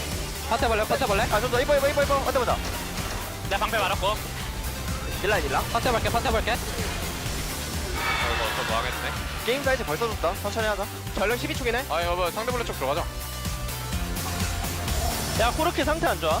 뭐야 블루 치고 있는데? 저 뒷레인하고 치는 거 어때 우리? 일단 밀어내고. 이거 애니 쪽 디가야 돼. 아야 나 집 가야 돼 나. 여기까지 쳐자 이번에. 야 근데 쳐도 돼. 만화 없는데 얘? 야 얘네 좀 빡세 들어온다 이거. 야 우리 닐라 쪽 볼게. 닐라. 닐라. 닐라. 선보자. 천천히. 첫 번째부터. 야 위에 위로 밀면 안 된다? 나 클리즈 없다 얘. 나 디테일 찍었어. 난 별로지. 그거 별로. 야 니달리 노플. 알리 보자 알리. 아 땡길게 이거. 제발. 나 베이지. 전장 먹혔다. 근데 이거 이대로 그냥 옆편 잡으면서 막 해밀지 않았대? 아, 지르자. 얘네들 탑이다. 야, 토트가 더블 샷 빨라 어려. 야 근데 얘네 바텀 계속 밀 것 같아. 그냥 아래 주자. 우리 3위 차랑 미드 2차도 같이 하자. 이거 미드 2차도 해줘야 돼. 야, 다음 미드는 이거 주면 안 돼. 야, 이러면 3차 가야 될 때, 우리. 가자. 가야 돼. 선택 좀. 야 쌍둥이 오는데? 게임 끝낼 생각인 거. 약간 얘들 빼면서. 파이팅 해봐. 파이팅. 빨면서. 빠다가 치고 이리고. 오케이. 티버. 부담 봐야 돼. 보다. 딜라타 앞라인 줬대. 나끝. 안지긴 해. 나가. 네, 펄 조심해. 앉아. 야, 살아. 살아. 버텀이 차 이어서. 너무 먼데? 우리 아타칸 정비하고 아타칸 쪽으로 하는 게 낫지 않나? 아타칸 막아야 되겠네 얘들아. 얘네 나올만한데 이거. 우리 바텀 막아야 돼 빨리 하고. 나 위쪽으로 갈게. 야 가볼게. 따라갈게. 야 브럼 여기 좀 별문 봐줄 수 있나? 야 여기서. 보내지 마. 천천히. 야 천천히. 천천히. 맞아. 봐줄 걸. 안돼 뭐 다 죽었겠다. 할만해. 얘 용만 보자. 빨리 죽어. 나이스. 설명 베이드가. 야 이거 집 갔다가 용. 얘들아 바로 버스팅 해줘야 돼 그냥. 이거 빵한테 농구 노플이라 먹어라 이거 그냥. 싸움만 보던가 싸움만. 야 알리 나한테 서프 나올 거야. 야 빠져부터 올게. 좋다. 쌈 좋다. 천천히. 얘들아 먹어봐 얘들아. 먹고 빨리 좀 와. 끝. 야 볼게. 안 된다 얘들아. 아니야 빨렸어. 걔 4명 거. 앞라인. 나 사면 안 돼? 나 살았고 일단. 내내 잡으러 가라. 르넥 살만해? 좋았어. 내가 너 걸렸어. 소리. 아깝다. 이거 각이 계속 돌만한데. 야 여기서 한 번만 더 하면 안 되냐? 얘 블루 쳤다. 나 안 걸렸어. 나 니달리 볼게 얘들아. 뭐야? 죽었다. 미안하다. 잡은 듯? 바로 하던가. 바람 보자. 천천히. 얘들 포킹하면서 얘들 바로 느리다. 천천히. 나 나를 때 밀어내 줘 폴 좋아. 나. 야 그렇게 싸움 안 좋아. 박을게. 야 딜라. 나 레이 막혀줄게. 딜라. 인거 같아. 나 빼야 돼. 내가 알리 잡을게. 야미. 나한테 왜 맛있는 게 없어? 요리가 다 썩었어. 그럼 어떡해? 난 팀한테 주장 뱀픽이긴 했어. 안 해서 막아보자 그냥. 할 게 없다 내가. 버텀 2차. 이거 나르가 미드 해. 나 바텀 바로 갈게. 나 분노 튀어질스 다이브. 야 레이스 한번 땡기. 야 우리 여기 레넥 본다. 나 내가 한번 빨긴 할게. 나 알리 볼게. 알리 불러줄게. 알리. 나 한번 볼 수 있는데. 맞아. 볼래? 보자. 나 딜라. 나 더블 했어. 빼면서 얘들아. 빼면서 찍지 마.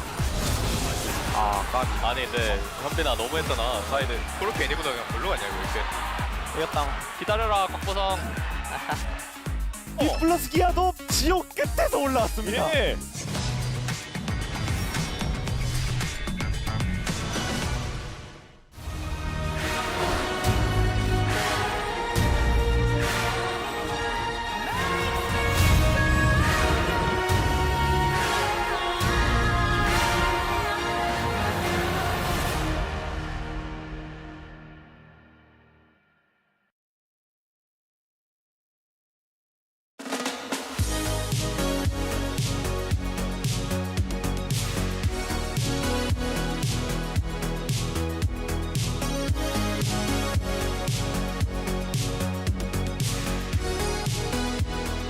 Hello, everyone. Welcome to the space for the beginning of the road to MSI. And what a start it was. It's a backdoor thriller here by KT in game number 1 over D+ Kia. Digon here alongside Wolf and Chronicler.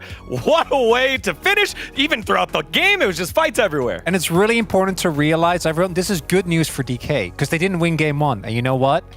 That means that they won't definitely lose game 2. That's right. The script is broken. Will they probably? After a loss as tilting as that might be the case. Because for most of this game, and if the game had ended in the way that it kind of transpired, I think it would have been fine. But that ending was a tilter, right? You could really see it. Because up until that point, I think both teams were equally likely to win or lose. It was definitely a game of two men. And their names were BDD and Shiu. Two players trying their hardest to carry the team. I thought Duck Dom had some great moments. There were some great moments from aiming. He had some pretty fantastic cullings. But let's talk about the draft because this game got as crazy as it did, in our opinion, because neither team had great engage. So you take a look at the picks that come across here, and you'll see that neither team really has a whole bunch. Oh, we're going to do Preds first, because Digon was a D+ Predator. How are you feeling about that right now? Script is broken. The team looks good. It's going to be a great series. We knew that this was going to be scrappy. We got to see 3 games of it during the tiebreaker. Now we just get 5. No one predicted this, but what if it's just a KT free 0? That would be sad. So what I wanted to highlight here is specifically the Senna ban, because to me that Senna ban doesn't make that much sense compositionally. So me and Wolf were talking about it a lot, because Senna into what you already have is just going to get cooked, right? Like particularly the Jarvan Rumble combo. If you don't have flash, and it's very easy to force that, you don't get to play the game, right? Really so. I was thinking maybe, I mean, I had a bit of a reaching theory, especially with the Nico ban that came in similarly, that KT were trying to protect these picks for Fearless so that Duckdom could play this pick potentially later on in the series, the same with the Nico that Peter is so famed for. So could be the theory that came in here from KT Rolster. Yeah, and as we take a look at our first highlight, we got a taste of what this series is going to be like. It's fights after fights. It's I trap you, no, you trap me, no, who's trapping who? And this isn't really a... because DK ends up winning the scrimmage, but the point of this was not to show either team winning or losing. I just want to show that this was the entire game, was just this back and forth, and a lot of this is because the only engage that's even remotely reliable is literally just the Jarvan. That's it. It's Jarvan combo. No one else has any lockdown, which is why many fights that we saw for DK were Gwen just running straight up into 5 people. And KT at least had Jarvan, but Jarvan alone also doesn't cover it. And when you watch these fights, like the range problem that D+ have, because they're practically a melee comp into this Varus, into the Ryze that's so great in the melee, means that you have to make plays like what Shiu did in this moment, right? Where he runs into 5 people, flashes for the extra Q damage there, gets the kill there. You have to see those types of clutch plays from Shiu, reading the kind of spatial setup there for KT, like where's the angle I need to take? Do I have enough damage? Can I judge the situation well enough? He had so many big plays like that kept D+'s chances alive in this game. Yeah, and you know, this whole game could be highlight after highlight, because there was the Otacon throw after that, then there was the Baron throw, the pillar that stopped the knockup, but here in the base race, or the base fight for D+, as they're pushing on in, they make a couple of mistakes and KT capitalized so quickly. Because this should be where the game ends. They have Nash. They didn't even need to go this hard, right? You basically have the game under full control. You get 2 inhibitors here, but it's the re-engage that I think ends up being the big difference maker. And Shiu and Showmaker's going in a little bit too deep. Showmaker, even though he does get the kill, the turnaround from Cuz there is just really well done. BDD as well sees the moment here as Showmaker gets caught. Like they stick around. And aiming is so incredibly low. He can't really offer damage, and Shiu is still a melee champion. This is a fantastic call here on the Realm Warp, and Shiu's cut off because he can't rejoin his teammates and isn't able to affect the play. And for me, this is the moment that brought KT back in, because we thought this game was done. We were already writing the obituary. We were like, oh, that Baron, it should be the game-winning play for D+, but bit of a misexecution on ending the game. Poke coming through from Duckdom. Everyone on KT playing that out as best as they could and capitalizing on Showmaker's overextension. Aiming goes low. They get the Realm Warp. And the base race, I guess you call it, or BDD's backdoor is what I'm trying to say, ended up being what ended the game. And for me, I think over the course of this game, I think DK were better team fighters. But they also have decision-making that is truly worthy of being in the Ryze group, right? Because I think mechanically, and when it comes to some of the fights, they were the better of KT, but the Otacon... Imagine if they don't make that decision, Otacon. Imagine if they just back off there, let Showmaker die. If the decision-making is fixed, I think this team could do well, but we know it won't. And hopefully that means 5 games of this mayhem. Yeah, and remember, they got halfway there, because they started the Otacon, they're like, all right, well, we can't quite finish it, so we'll just go ahead and let Lucid try to steal it. Y'all, that was just the first game of 5. It's going to be a great best of 5 series. Now, for the call, let's send it back on over to 2 Dans, 1 Bren. It's Brendan Valdez and Daniel Ox Harrison. Thank you, Digon, and the boys over there at the space. Yes, it is me, Brendan, and Dan here for game number 2. I don't think any game can really outdo that game 1. It was so wacky, so crazy, just so many throws back and forth. As once again, we have our K-pop idol here cheering on the LCK. What do you think we see for game 2, Ox? how can you? It's so unpredictable. How do you predict what's going to happen in game 2? It is the unpredictable series. We're going to see some League of Legends. I know that for sure. We're going to see... you know what? This is what I love about League of Legends. This is just some good, chaotic fun, right? You know, sometimes we get some clean gameplay. We get some absolute peak, you know, really clean, coordinated, high-level plays. This isn't that, right? This is just chaos, and it's just a scrap, and everyone's getting bloody, and it's just a lot of wailing on each other, and it's just, you know what? You don't know what you're gonna get. You don't know what to expect, but it's a good watch, right? And I'm here for it. So in terms of what we're going to get, I don't know, right? A lot of the picks we got in this first draft, I don't even think were that high priority in terms of what we're getting reduced to Fearless. I think Wolf raised a great point. Things like the Talia and Nico banned specifically by KT feels like maybe trying to stave them off to save them for later in the draft. Like Nico's been very much a Peter pick. So the fact that they banned it makes me think they want to reserve it for themselves to pick later in the draft. So we'll see if that comes out. Right now, flying in this draft, Yone being banned again by D+ to no surprise. Vi being banned here by KT again. No real surprise. Yep. Red side ban there. The Nico banned by DK against Peter. So if they're going to save it, then you kind of have to ban it from the blue side, which makes a lot of sense. But also Nico's just pretty strong nowadays, especially if the Callista is going to slip through at any point. Got to be careful about that, as now Poppy is going to rise up to the ban list. Got totally ignored in game 1. Yeah. You know, there's still Talia available. There's still... I don't think D+ would ban him, but Pantheon available, which they could lean towards. I feel like maybe D+ could look for like a Talia first pick in this situation. They end up banning away the Sion. Jace first pick rises in priority on the back of that. Looks like maybe BDD's preparing himself for a Talia or Azir performance here in game 2. I feel like it feels bad because if you ban the Talia, they probably just take the Azir in the first pick. Never mind. And then if they take the Azir, you just take Jace. You know, we'll see if D+ opt to take the Azir here. I think if you don't, BDD definitely takes it himself. So they will just take it. And now, the Sion ban, does that just free up KT to take that Jace for themselves? And if the Jace is taken, then what does she play into the Jace? Yeah. A lot of good questions. I think the Jace almost definitely should be taken here.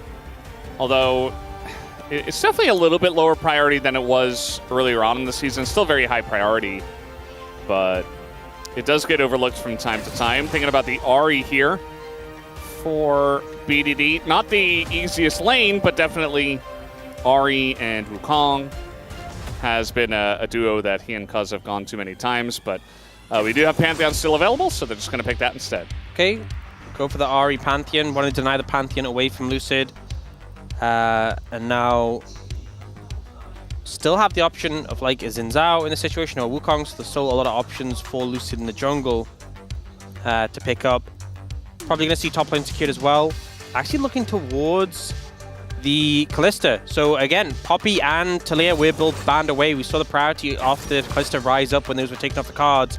Callista, Renata, and Azir. So this is a really strong backline. A lot of DPS, very hard to dive into. And KT already kind of opted into this Ahri Pantheon, which are shorter range, kind of have to dive forwards. Very hard to pivot your composition from here. Options like the Varus have already gone. And KT end up leaning towards the Yorick with a bit of the side lane pressure. I feel like KT, this doesn't really feel good with the position you're in now. And also, you're kind of locked in, like you've already picked your top side. You're now going to have your bot lane sort of targeted in terms of bans. Honestly, I think maybe the play would have been to pick like a Senna on that 3. Yeah. And at least you would have had like a long range option, although Senna lane might have been a little bit rough into the Callista Renata, but I'm not sure what else you can do, because certainly I think D+ probably banned Senna away, actually going for the least ban first and foremost. Yeah, it does feel like KT have kind of drafted themselves into a hole based on what was available in this one. Even score looking a little bit bewildered, but probably just thinking about the next phase of the draft. No Jace in this game so far, and it's just going to be ignored again. Xinjiao. We'll see if it's a center or if we end up seeing something. I mean, I don't think you play Alistair into this at all. The Elisa's gone, the Nico's gone, so these are some of those range supports you can play. Karma going to come through as a ban, so really just trying to remove some of those range support options to really free up Renata. Time for the Janna. Yeah, I don't think so. Yeah, no, there's been a lot of bans targeted, and Peter is going to have to play something interesting or just elect to lose lane. Not too many options you can pick that are going to win lane into Kalista Renata. Especially with the range supports, all of the popular ones taken away. They are going to go the Rakan. Definitely a Weather the Storm option, which doesn't feel good, but it does mean you have that extra engage you can layer with like the Ahri Pantheon. But you are kind of fully committed to like, okay, we kind of have to dive, so let's fully commit to it. If it's going to be a Xayah though, I think Xayah feels terrible here. Yeah. Sejuani Jack's going to come through, and D+'s draft just kind of feels like a very LCK draft. Very much feels like a lot of picks that kind of, you know, we've seen these picks in the LCK meta so many times. Can't really feel sad about any of them. Meshes together pretty well, and it does look like it's going to be the Xayah. Not feeling too positive about this.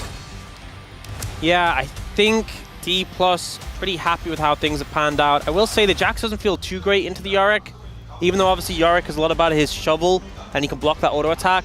We've seen a lot of lane matchups go in favor of the Yorick, and later on, it's a bit of a pain playing that matchup.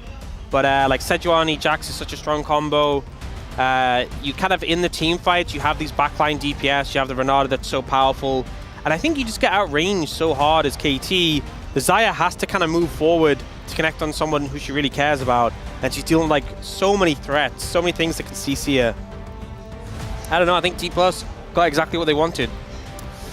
Yeah, it does feel like in the battle of these two teams, the drafts can sometimes look a little bit wonky as well, and I feel like, you know, we were happy with KT's draft from the blue side as well. So this says, getting married in 7 days, and this is the best choice for this weekend. Not going to be in Busan, I'd imagine. Maybe preparing for that potential. Did we get married in Busan? No, probably not. Unless? At the LCK? Weather's getting hotter here. The summer of KT. Does it begin here? Are they the ones that make the gauntlet run? Maybe, but not sure about this draft. Definitely an interesting one. Some strong pieces, some synergies. We'll see if they can use it here in game number 2.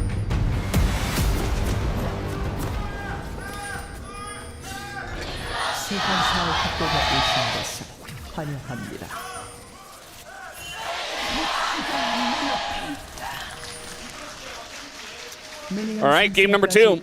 And as you guys saw in the space and also at the top of the show, there were no predictions for 3-0s. And I fully expect that to remain, or, well, the Preds can't be changed, but I expect the series to not go to a 3-0. So I would imagine that DK at some point should be able to pick up at least one win. And this game feels like they've put themselves in one of the best positions to do so. I say that as Peter's going to get a double knock up here, and already, with BDD coming on over and helping, going to make this lane just a little bit easier. Yeah, honestly, it's a good move. I like when teams go, especially when you have like losing lane matchups, you go for like an early level 1 to try and find an advantage. I will say it was pretty non-committal. BDD didn't go Charm, they didn't bring Cousin, right? Well, like he moved off early, so it's a bit of damage, but not much more. But this sort of thing can really shake up the level 1 matchup, where normally the Kalista Renata is absolutely winning. A little bit of chunk can go a long way to shake things and move them in favor of KT. Yeah. Importantly, though, who's Cousin? You said they didn't bring Cousin. Their cousin. They didn't bring their cousin? Yeah, they're like, hey, cousin. Does he play League of Legends as well? Yeah, their cousin plays League of Legends. They wanted to bring him in. Ah. You never called your cousin up and said, hey... I have, actually, Do you want to go bowling? Not for bowling, I don't think. Not for bowling? Yeah.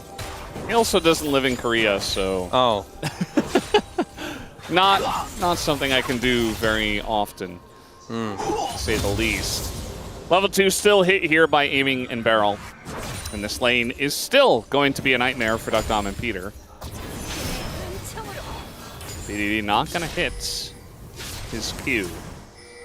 This lane is already pretty difficult for the Ahri. Q doing pretty good in top matchup so far. But we've definitely seen this matchup get a lot rougher, especially after 6. I feel like the Maiden is just... That's the thing with like so many champions in the top lane. We've seen like Cassante, Jax, Aatrox. It's like you get your ultimate, and sometimes you see them scrap and they force each other's ultimates, and you get this really heavy trade, and then they back off, and like they're both wounded. Whereas the thing that really shakes it up with Yorick is like your ult's just always up. And it's like, do you want to commit your ult to try and like have a good trade, but then you don't have it anymore? It feels really bad, whereas Yorick is just like always wailing away on you. Unless they kill the Maiden, of course. And then he just gets it back again a little bit later. A little bit later. Small window. Did he get the cannon? He did. We didn't have a zoom in from Jonah Strong that I could tell. He tried to get it with the blade call. I'm not sure he did. It was, I don't know. I'm gonna, you know what? I'm gonna pretend he did. Yeah, he did. He did. Yeah, for sure. He did. I feel better than that. I feel better now. Yeah. Shu's still here. Now he doesn't have his Counter-Strike for the next shovel, as that's the Ghoulie wall to come down as well. Shu not taking the best trade.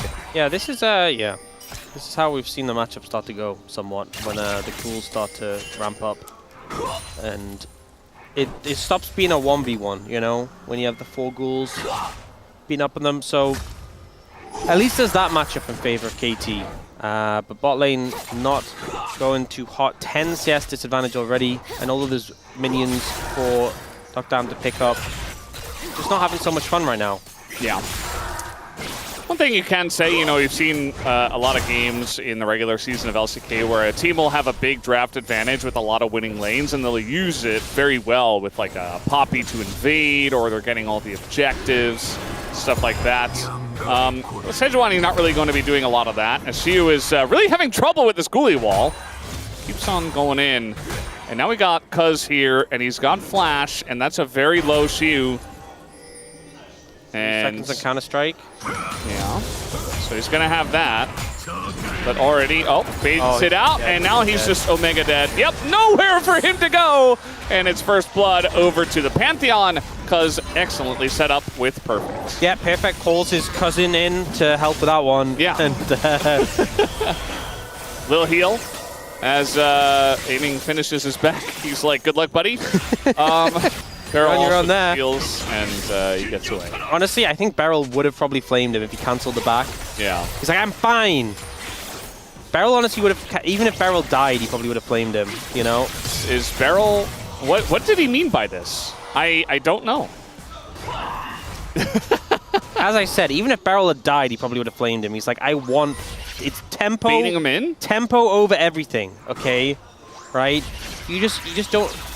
This is just Beryl showing his understanding of the game, right? 한번 더 막아볼게. 본다. 기다려봐. Yeah, I mean, as soon as he counter-strikes, he's so dead. And getting the kill, getting the pressure for the Yorick, huge advantage, and that's really the lane that KT wants to get a lead on. You know, we've sometimes talked about how side lane pressure can't always win games recently. You know, how it used to be like you could just win the game from split pushing. I don't know about you, Brendan. I feel like maybe you can win the game from split pushing. Maybe you can just stick someone in a side lane and they could just end the game. What do you feel? Do you think we've seen that recently? We do have some evidence. Yeah, some evidence that maybe you can... Very recently. Yeah, maybe that works against D+. If you just get someone strong enough to stick them in a side lane, they can just kill the Nexus. Yeah. My intuition tells me that might be successful. Especially if it's a Ryze who's 5,000 gold ahead of his opponent. Yeah. Who's a Galio and grouping. Now, okay, that was very close. That was tense. Showmaker's already, for some reason, not really doing very well in this one. He got hit by the charm of BDD. Little ghoulie wall, but Kalista doesn't really care about that. The Maiden does. You think the Maiden cares about the ghoulie wall? Yeah. She cares. It's just stuff, you know? If you damage the ghoulie wall, she'd be a bit upset. Yeah. Now she's also having to solo lane against this, so for KT, this is fine. I mean, this is much better for KT. I mean, I know Perfect was doing well in the Shiwu, but Dom and Peter having a great time in this situation. No longer having to play into the Calista Renata. That was a lot of damage. Yeah. Oh, also, oh my god. Have you ever seen a more pitiful inventory than Doctorum's right now? Scout, Slingshot, plus Cull? Oh, it's so sad. It's so... What is that going to do? If Zaya walks up to you with that, that is... Yeah, no. I'm not intimidated at all. Yeah, it's rough times, but at least he's not falling too far behind. The Cull helps him catch up a little bit. You know what it is? The Scout Slingshot, it gives real pea shooter vibes. Yeah, it does. I mean, look at it. It's a slingshot. Like, it doesn't really do anything. Just flicking boogers at people. Yeah. Well, looks like the Grubs are going to go over here to DK. And KT will trade with the Dragon. So, no Grubs for the Yorick. But especially with Kalista Renata top, it's not like KT had much of a choice. So they're just going to take the objective that they can at this point. And for, you know, a couple of lanes that weren't very good, mid's going well for BDD. And also Duck Dom and Peter are in a lane swap. And you've got Perfect also in a great spot himself. So things are going very well here for KT in this early game, you could say, given the drafts that we saw. Yeah, I mean, I think things go about as well as you'd expect. I'd say they're in an advantage. Better than you expect, honestly, if I'm being real. Yeah. Top lane going good. All right, looking for it. Gonna miss. If that does hit, oh, he's still looking for the play. Little ult on in, but the shield comes down. Yeah. And Showmaker, oh, here comes Cuz with Nightmare. Oh. Not gonna happen. Probably should have just flashed for it, but maybe he just dies anyway if he does that. Showmaker's struggling in mid, right?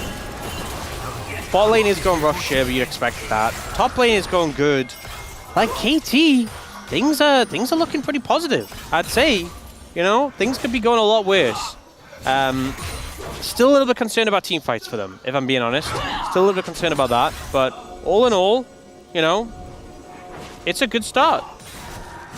Yeah, it definitely is. We'll see if that continues. We do have Cuz here. No ult, but he's got flash. Perfect. A bit tanky, but can Cuz get here on time? Perfect gonna try to flash on in as now Cuz gets here. And the phase call does come down as Beryl throws himself in. Bit of extra damage goes in on the Cuz, but not gonna stick around for a second dive. Nice dive here from DK. Look, some dives are easy, some dives are hard. Diving with Calista, Renata, Sejuani, that is like the easiest dive possible with bailout and Calista ult. Well, the hostile takeover isn't going to hit anything. They're still going for the dive as Beryl's tanking this one up because it takes a long time to be taken out, but they still get it done. So 2 kills over to D plus Kia. Yeah, I mean, they didn't even end up using the bailout there. So Cuz just ends up dying as well, trying to cover for his top laner and able to tank a lot of tower hits there. Well played from D plus, punishing in that situation. Now, KT will get a plate here, but not really feeling the best about how things have panned out on the top side. All right. Bit of an engage, but she would just take a little bit of damage, and we see Kalista Renata coming up here. I think this is the problem, is that if you'd played towards bot as Cuz, you could have killed Shiwu, right, on a tower. Instead, you're playing towards top, you don't actually stop anything from happening, and you're just giving another kill over. But you see here, like, you know, Beryl tanks it, and then they reset it with the ult. And then when they go for the redive, like, they still have bailout. They still had bailout in this play. They didn't even need it. Like, the ult from Beryl missed. That's how easy this dive was. Yeah. And that's with low health bars, and they'd already gone for a previous dive. Like, they still had Beryl flash, they still had Lucid flash, they still had bailout. Very easy to set up those dives, but still very well played by D+. Yeah. Execution was there. Easy as it was. Gets your Kalista a kill, and even your Sejuani. to finish that hard steal. Okay, Dr. M's recalling, please buy some. Okay, he's got Yuntao. I was just, man, that He has an item. the Booga shooter is he's gone now. All right, nice combo from Cuz. He gets the shield up in time. Barrel is here, so bit of damage comes in from BDD. That is going to push D plus Kia back. Play those wards out though. So a bit of fight over vision there. You have Dragon in a minute 20. Would be KT's second if they can secure it. I feel like Aiming should have enough to pick up his first item though. Haven't seen him reset yet. He did buy tier 2 boots though, so might put him a little behind. Yeah, maybe just needs a little bit extra. And he's trying to get that right now. Top laners fighting each other again. That's what they do. This is all right in the world. No more lane swaps in my League of Legends.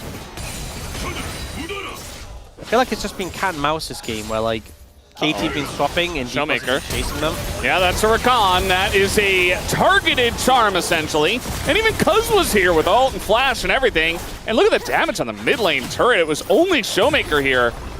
Tons of plates going the way of KT here in the mid lane. Good play. They managed to take him out. It's 20 seconds until Dragon, so Showmaker will be back up, but doesn't have TP, so we'll take a bit of time to get there. But a lot of resources committed, so it might mean that essentially sacrificing the Dragon in favor of getting that kill, getting that gold from the plates. Perfect, going aggressive here onto Shiwu.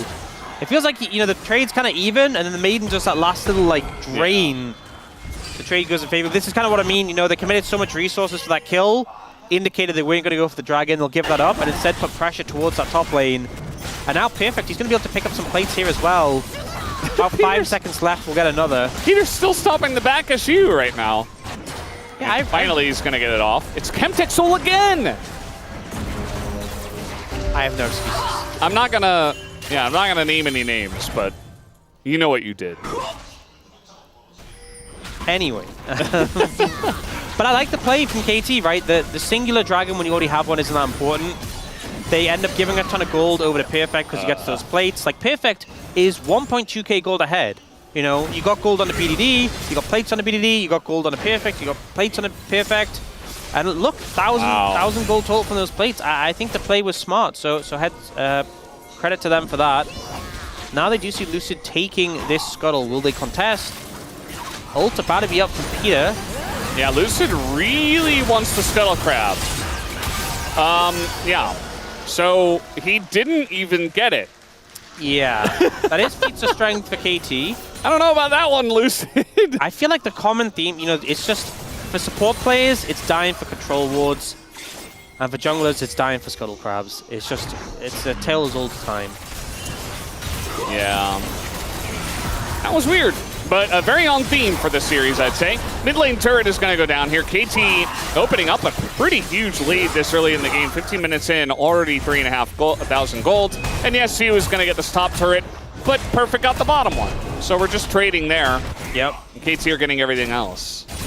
Like, there's just massive leads across the board now. Like, think about this. Aiming has a 20 CS lead over Duckdam, and yet he's 400 gold down. And the thing is, you know, I talked about how I favored D+'s draft massively. You know, I thought they had the lane advantages. Yeah. They have the advantages in team fights. If you just fall this far behind this early, that all goes out the window. You know, draft only matters so much when there's a massive gold lead. And KT really have that massive advantage now. Also, they have the split push win condition. And apparently the hard count is D+. They don't know how to deal with that. Yeah. Also struggling to use the engage cone. Just jumping straight in the air instead. It was a good vid though, right? Yeah, it was nice. I didn't see him do any spins though, so I'm a little bit disappointed. As now, little engage, but Renata is going to get a lot of value. Tons of damage into Lucid though, as he is going to finally go down, as Shu does have a nice angle up there on the top side, but he's alone. And everybody's zoned away by Cuz. As Showmaker and Aiming not really able to join the fight. Cuz wants a bit more BDD as well. Gonna get the flash at a Showmaker for just his ult. Although Cuz has to get away as well. Little spinorama there from Showmaker to get out, but lots of damage done here to D+ Kia, and KT will take this objective. It was such a strange start to the play because it felt like it was just Dokdam flexing how much damage he could do. He was just doing so much damage, and then it turned into a play off the back of that. And the thing is, because he had done so much, there was no real way for D+ to sort of recover from this. Like, watch, he just starts pumping numbers out. He has 2 items already, so he's getting the reset on the cooldowns. He gets the second root in as well with all those feathers. Like, Lucid's already dead off the rip, and he still has ult and flash, so even though Dokdam gets chunked out a bit, he's never under real threat. And then it's D+ trying to turn it around already at a massive deficit. And yeah, KT backs away, they just pick up the Herald, they're happy to make that play happen. You know, the Yuntal plus Navori combo so strong for the Xayah. And KT, 4,000 gold ahead now. Have the Herald in pocket, everything going in their favor. And if I'm D+, I'm already 1-0 down after a tilting Game 1 loss. Looking on the worst end in this Game 2. No one predicted a 3-0. Yeah. You might be heading in that direction.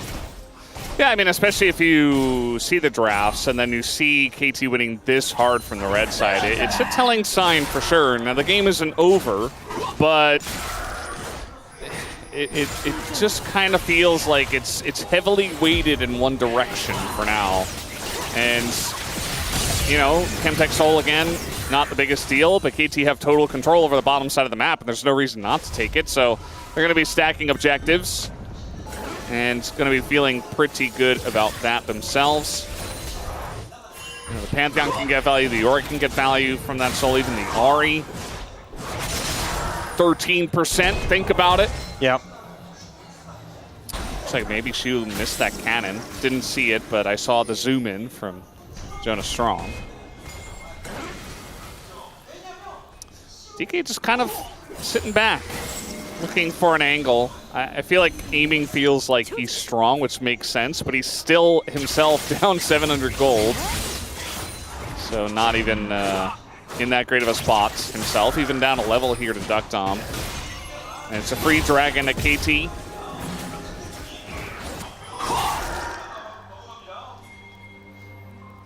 Yeah, I feel like you're in such a rough position now.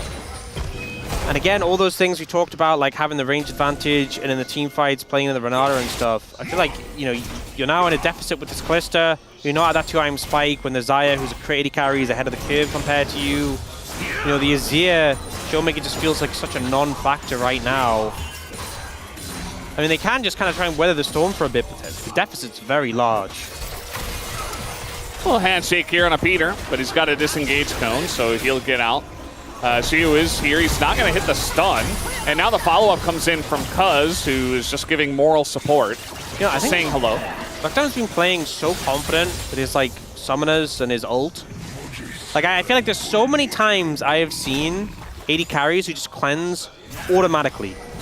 And he gets ulted there, knows he doesn't have to cleanse, doesn't press it. And that might seem like such a minor thing, like, well, of course doesn't have to ult there. But I swear, I see so many LCK AD carries.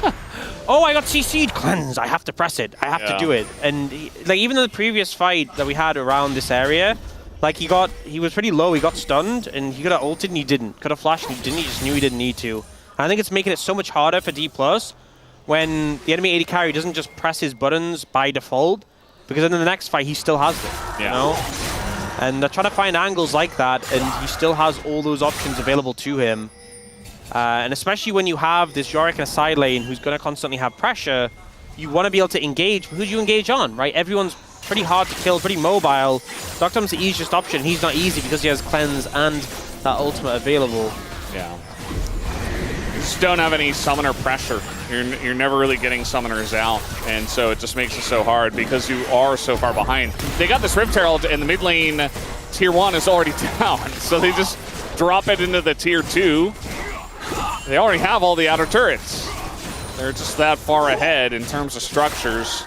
Aiming's doing a good job of CSing, but nobody else really is. It does feel like, you know, the takeaway of the Azir makes sense, especially with the Taliyah ban. But Showmaker really hasn't done anything, as you mentioned. He's been kind of a non-factor in this game so far, and we haven't had any really big team fights, but he fell behind to the Ahri. BDD is obviously outplaying him so far in this series, and that's a problem in a best of 5. If Showmaker's not going to match BDD's level, you could definitely see DK fall even further behind. Yeah, and Perfect just completed a Sojin, who's already having an advantage over Q in the side lane, but with that in pocket as well. Dr. might just face check. Walks it was away. the fake face check. Yeah. He's like, I'm gonna face check and maybe try to bait something out. You can see D+ just keep fishing for these opportunities. Not finding anything feels really bad. And KT are happy just to play this one patient. Yeah, no rush. Just hanging out, stacking Drakes. Do you have Dragon up 2 minutes? Arakan is already up. Some pings coming out for the Arakan. I think KT can lean towards it, because ideally you don't want them both up at the same time, because then, you know, maybe it ends up being a trade. I think you can set up for the Arakan, especially because Arakan's like, it's a deeper objective than like, you know, the Baron or the Dragon, which are a little bit more central. You can definitely drag D+ really far towards it. Okay, forget what I was saying earlier. I mean, he doesn't have full vision, but like, yeah. Forget what I was saying. It was an insta-cleanse that time around. He's still an LCK AD carry. Yeah, I mean, in that scenario, he's pretty deep, and he doesn't know what's on the other side, and he just wants to play it safe. Maybe don't be that, you know? Maybe don't be in that position. But anyway, well, Cleanse now down for Dr. So that's a big cooldown unavailable. Oh, flash on in. Perfect in a bit of trouble. He's going to try to flash away. Maiden is doing a bit of damage. The ghouls as well. No counter-strike for now, but he gets it back and just bops him on the head. Shiu's got TP as well. They're just going to start this one up. Lucid has a Mega Cone, but he's already half HP. This feels so bad. You got a solo kill, and you lose Arakan for it. It's just gone. It just disappeared. Was it ever even there? They never even tried to play for it. Yeah.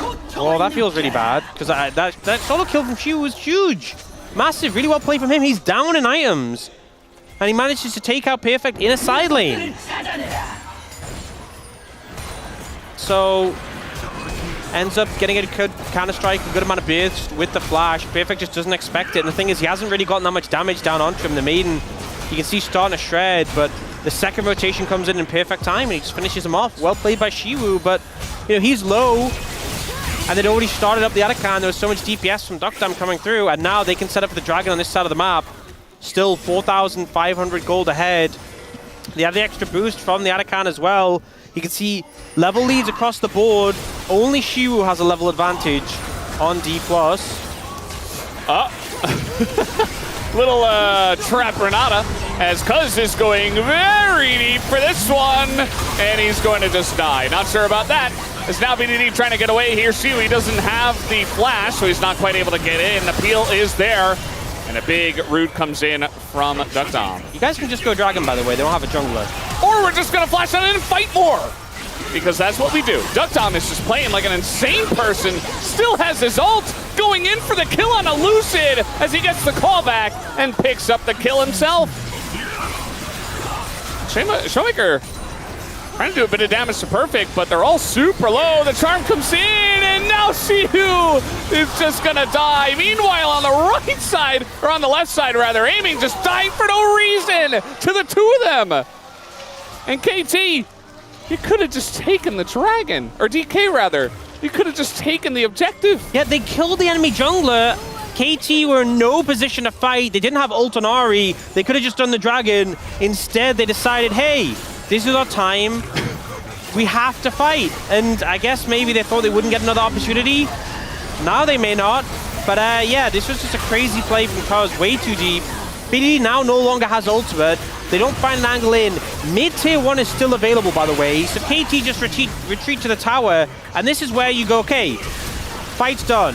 Guys, we both punched each other in the face. Let's stop now. We're friends again, right? And then D+ are like, no, let's keep punching each other in the face. And KT decide they're good with that.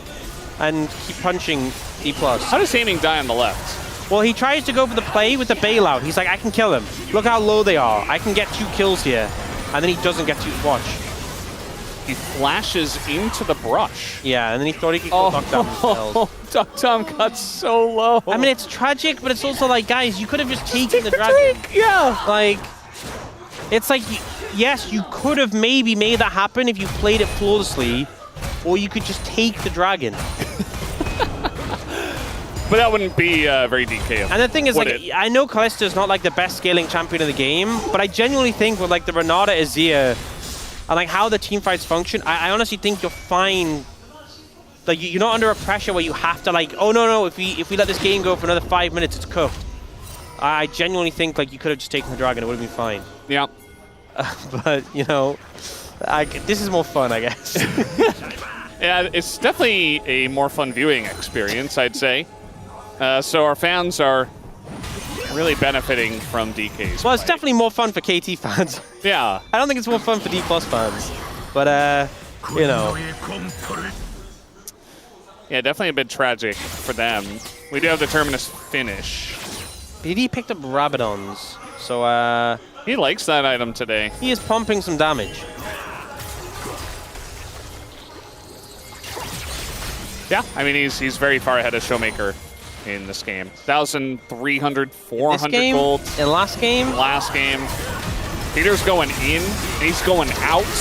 Getting knockups on Elucid. Shaking it all about. Yeah.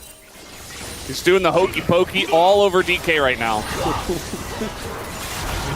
Oh, she would have been in trouble. He's gonna go in, and immediately flashes out, and now BDD finds the angle. And that's going to get the hostile takeover here. This time Cuz in a much better position. Big knockups both ways, but guess who's ahead? It's KT Roaster. And they follow up on this one too. As one by one the dominoes fall, and the charm is going to hit as well. KT might just end the game here. Huge team fight for KT. They find the kills. Gonna take this one to a 2-0. Long death timers. No way D+ are up in time to defend. And KT, we had a close series in the tiebreaker. This one not looking to be that way. Game one was a lot of back and forth, but this one, KT looking a lot more dominant. Very dominant game here to KT from beginning to end, and they'll finish it off with a clean ace in the final team fights from the red side with a kind of wonky draft situation as well. They just make it work. KT just looking like the better team. And that game one probably got to DK. Maybe even the tiebreaker got to them. They're just not meeting KT's level right now. Yep. This is a hard, I mean, I feel like the game one was a tilter. We said that. We came out of that one, hard to bounce back from. But now we came to game two. I really like the draft from D+, and then so many things went wrong. And now, like, you're looking at, you have to win 3 in a row to keep your chances alive in the Road to MSI qualifier, to keep your hopes of MSI. And the funniest thing, timeline. The Rise group team going to MSI. But also, like, this is the only chance of D+ getting a real major dub for a long time, because if they end up losing this series, they go to the Rise group, you know, they don't get a chance to play a stage game against one of the top LCK teams for a long time. So yeah, you know, if you want to get a big dub for your team, this is your last opportunity. Otherwise, you know, you're playing against the lower teams for a while, and it's going to be a long time before you can really prove yourself against the top teams. Yeah. So they need to bounce back. They need to bounce back, and they need to do it quick. Believe in KT. And so far, very easy to believe in a more predictable series so far. 2-0 to KT Roaster. We'll take a break.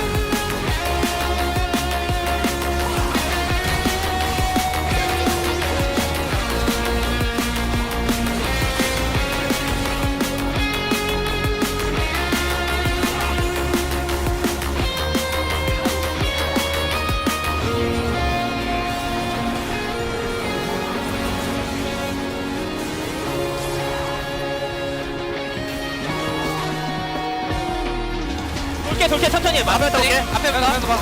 여기가 다리 좋아? 천천히 볼게. 천천히 봐봐요. 그냥 밀어내. 여기 렌즈 돌리면 좋아. 여기 렌즈 돌리면 좋아. 오케이. 가동된다 이거. 할 리 높을. 여기. 넥스 보자. 넥스 봐줘. 넥스 들어갈게. 넥스 노플. 야 안니를 맞췄어 안니를 맞을게. 야 잭스 야 뒤에 공 떨어지는 중. 아 볼만해. 가속파. 더 갈게. 잡아줘. 빨리 야 게임 끝내자. 다 잡으면 끝나. 왔어. 잡아줘. 오케이. 끝나. 끝나. 끝내려말래. 델레말래. 갑니다.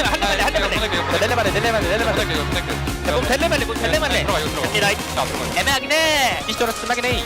애매하긴 해. 나이스. 한번 잘해보자. 잘하냐 나. 너 잘한다고? 백이랑 너무 잘하지.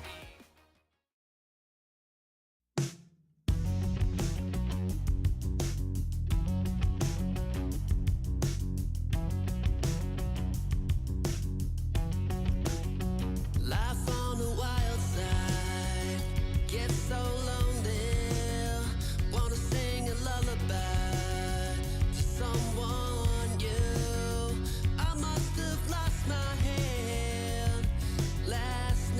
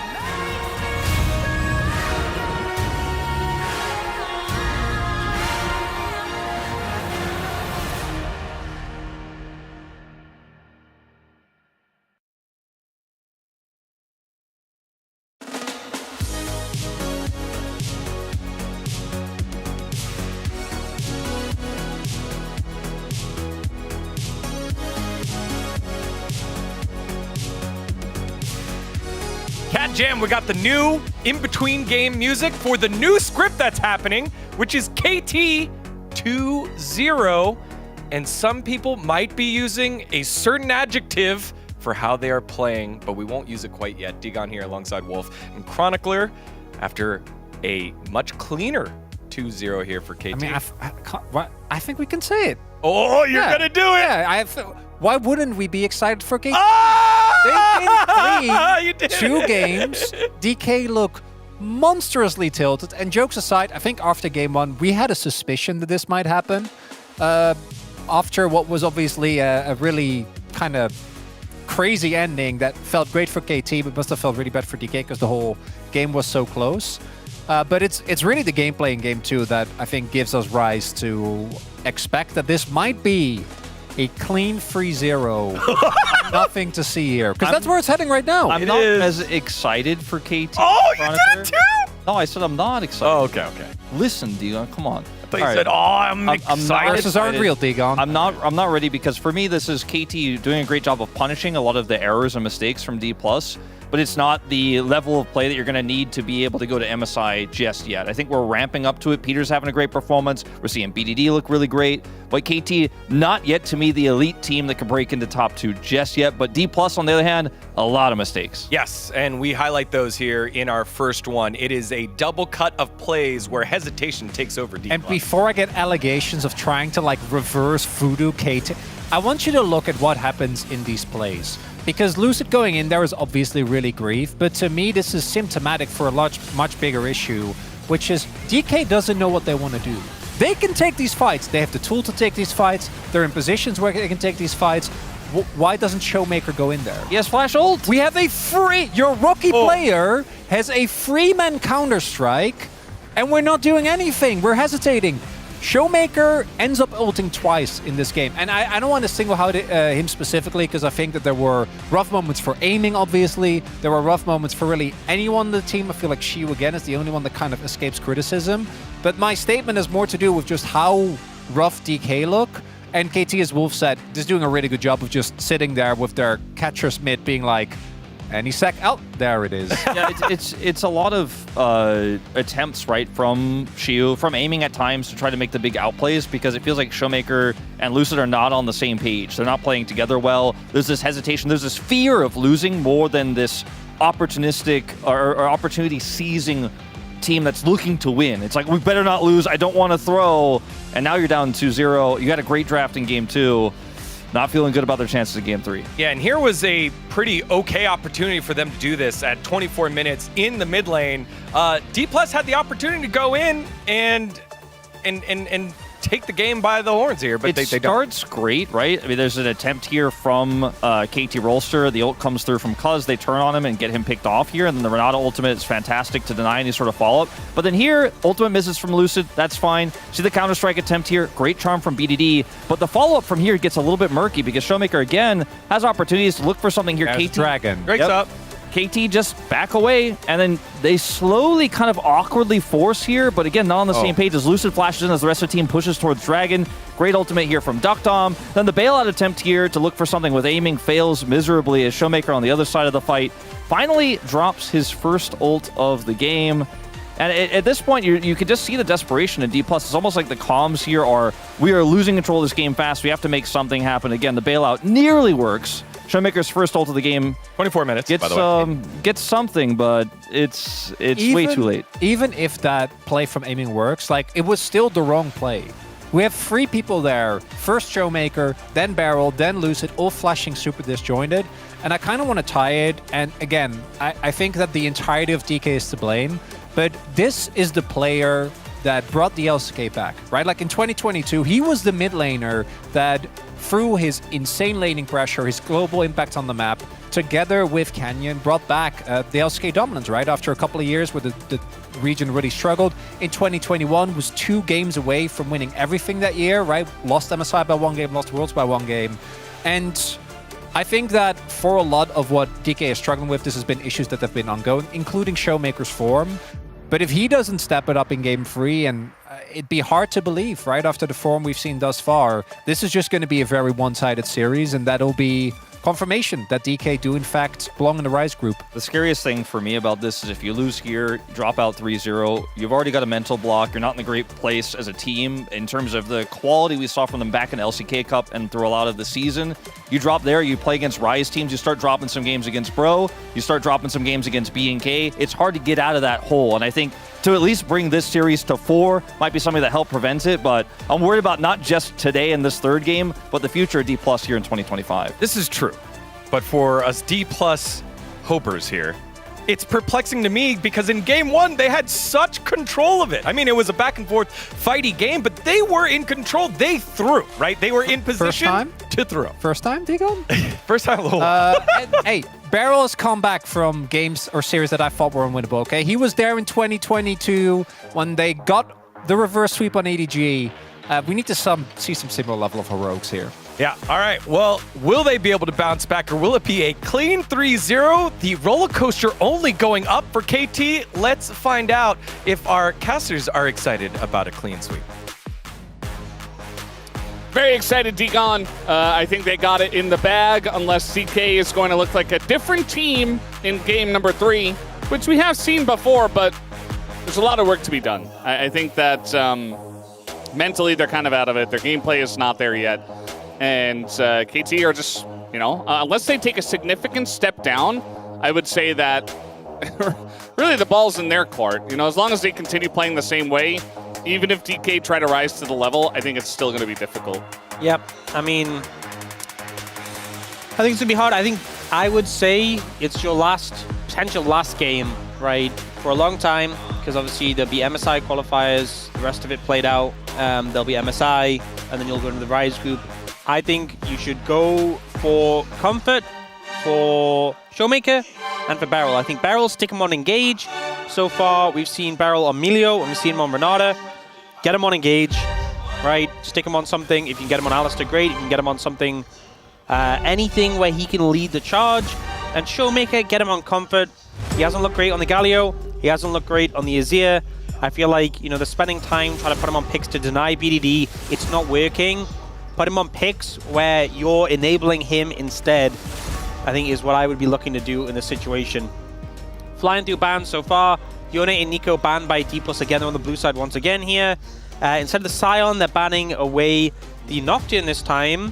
We're getting the Vi, Talia again from KT. No Poppy ban coming out yet, though. Does come through now. So Scion has been left available this time, which was banned in the last one. And looking at the Victor Showmaker, so wanting to prioritize that for him. We'll see what KT look to go for here. They're going to early prio the center and then go for the Xin Zhao. So I feel like Xin Zhao priority has dropped off a decent amount in recent times, but 2 pretty high up in the tier list picks for KT here.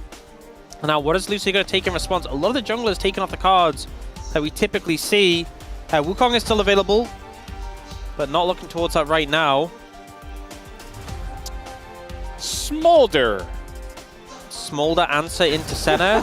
Match scaling with scaling. Yeah. Looking to deny the center Nautilus, which is a really common combo. You do run the risk of playing into center Tom, though, by going the Nautilus here.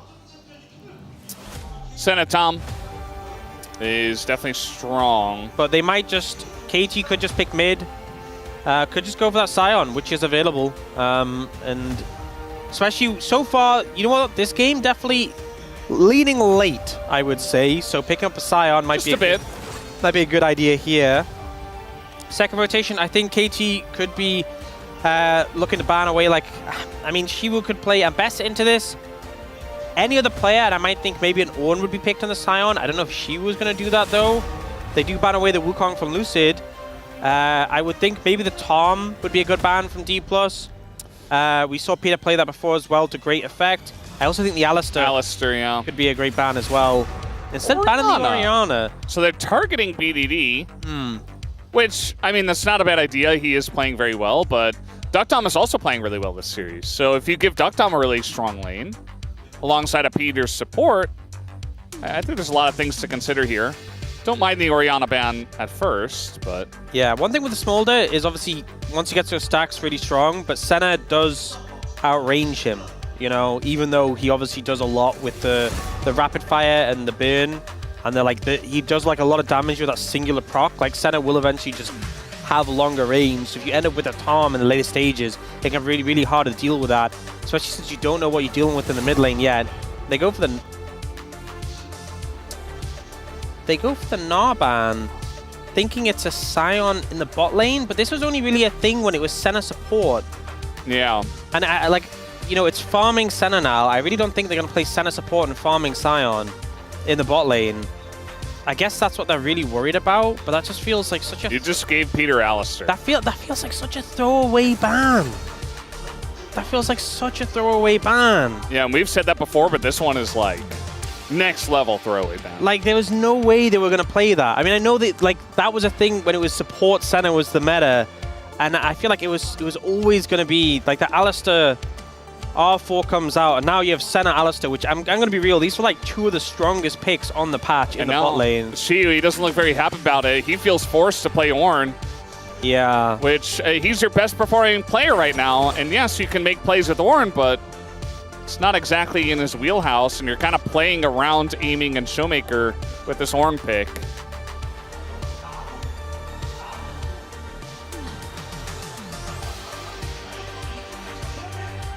Okay, looking at potentially the Kindred. But the thing is, like, you don't have prio top because Sion has early prio into Ornn. You're not going to have prio in the bot lane because it's Senna into the Smolder. Mid lane, you don't know the matchup yet. So I'm not really confident this Kindred's going to get the ball rolling. You're kind of at the whim of KT, I feel like, in this game. That's a hefty amount of poke. You'd always love to outrange the victor if possible, but how about outranging everybody? Cassiopeia is going to be locked, and we're going to get BDD's Cassiopeia. I can't remember the last time he's played this champ. So much scaling coming out here in this game. It feels like, you know, the scaling was opted into early, and both teams just matched. And we're now getting into a situation where we are leaning heavily into the late game, and I feel like KT are going to have a bit of an earlier edge. There's some aspects, like the Kindred needs marks, really. It's the stacking rate of the Smolder is going to be an aspect, the leveling rate of the Ornn. When we get into the later stages, you know, I feel like probably give the edge over to D+ in terms of overall scaling.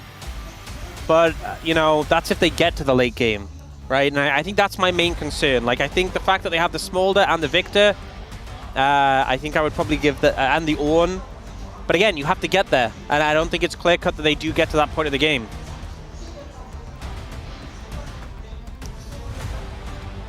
Wow. Very chaotic.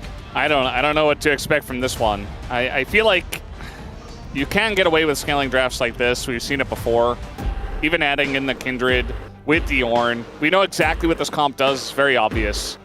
But again, as you've mentioned, I don't know if KT's going to give them the time of day to do that. I think because has a lot of ways to work with the Xingqiao to gank a bunch of the lanes, and you gave Peter Alistair as well. A lot of playmaking potential here for KT. Let's see how it goes in game number 3. 소환사의 협곡에 오신 것을 환영합니다.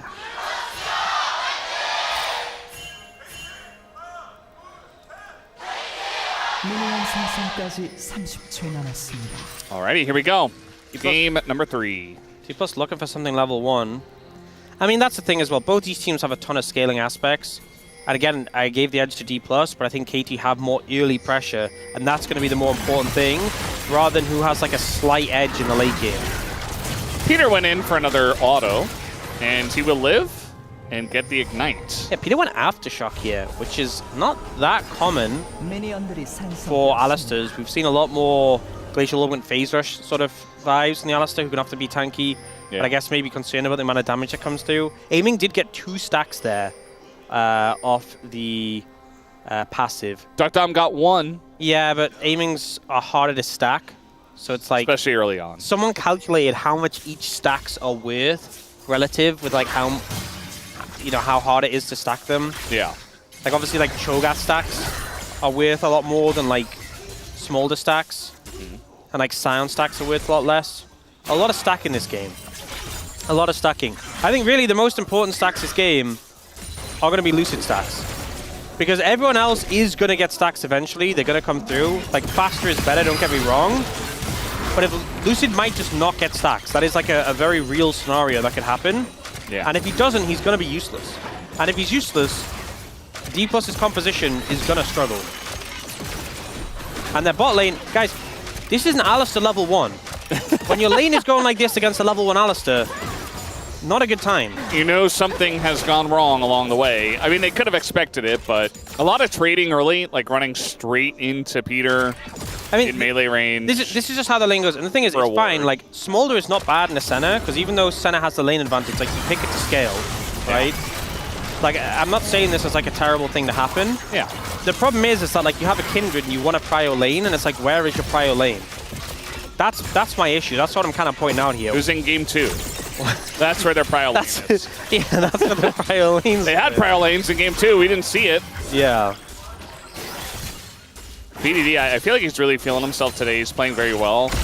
And Cassiopeia is definitely one of those champs that, especially in pro, it's kind of like it's like a carpal tunnel simulator. You know, like there's a lot of clicking. Your spacing has to be perfect. He's probably really feeling himself to pick something like this. Obviously, his choices were very limited. You know, for those who've been along with us for the whole series so far, we mentioned at the start of the day, like imagine if your keyboard crashed during a fight and you have to start clicking instead. I don't think you could do that in Cassiopeia. No. Definitely not. That's one champ where you call the pause immediately. You could not just go into you could not just go into clicking mode. No. Looks like she was doing pretty good, pretty well up in the top lane. So that's working for D+ so far. Oh, did Lucid win the coin flip? Well, I don't see a stack. It appears not. So looks like no. Well, FF go next. That's how every Kindred player feels. Yeah. Mid lane not going very well here for Showmaker. It's been a little bit of a theme, unfortunately, in these 3 games. Obviously, into Cassio, you're not really going to win early as Victor. Long-term trading potential very good for the Cassio. Shu in a bit of trouble here, actually. I think he's beginning to realize it. Oh, he's very dead. This is over, though. Yeah. Timing of this could be okay, and yeah, Cuz just going to back away. Cuz rethinks it. Yeah.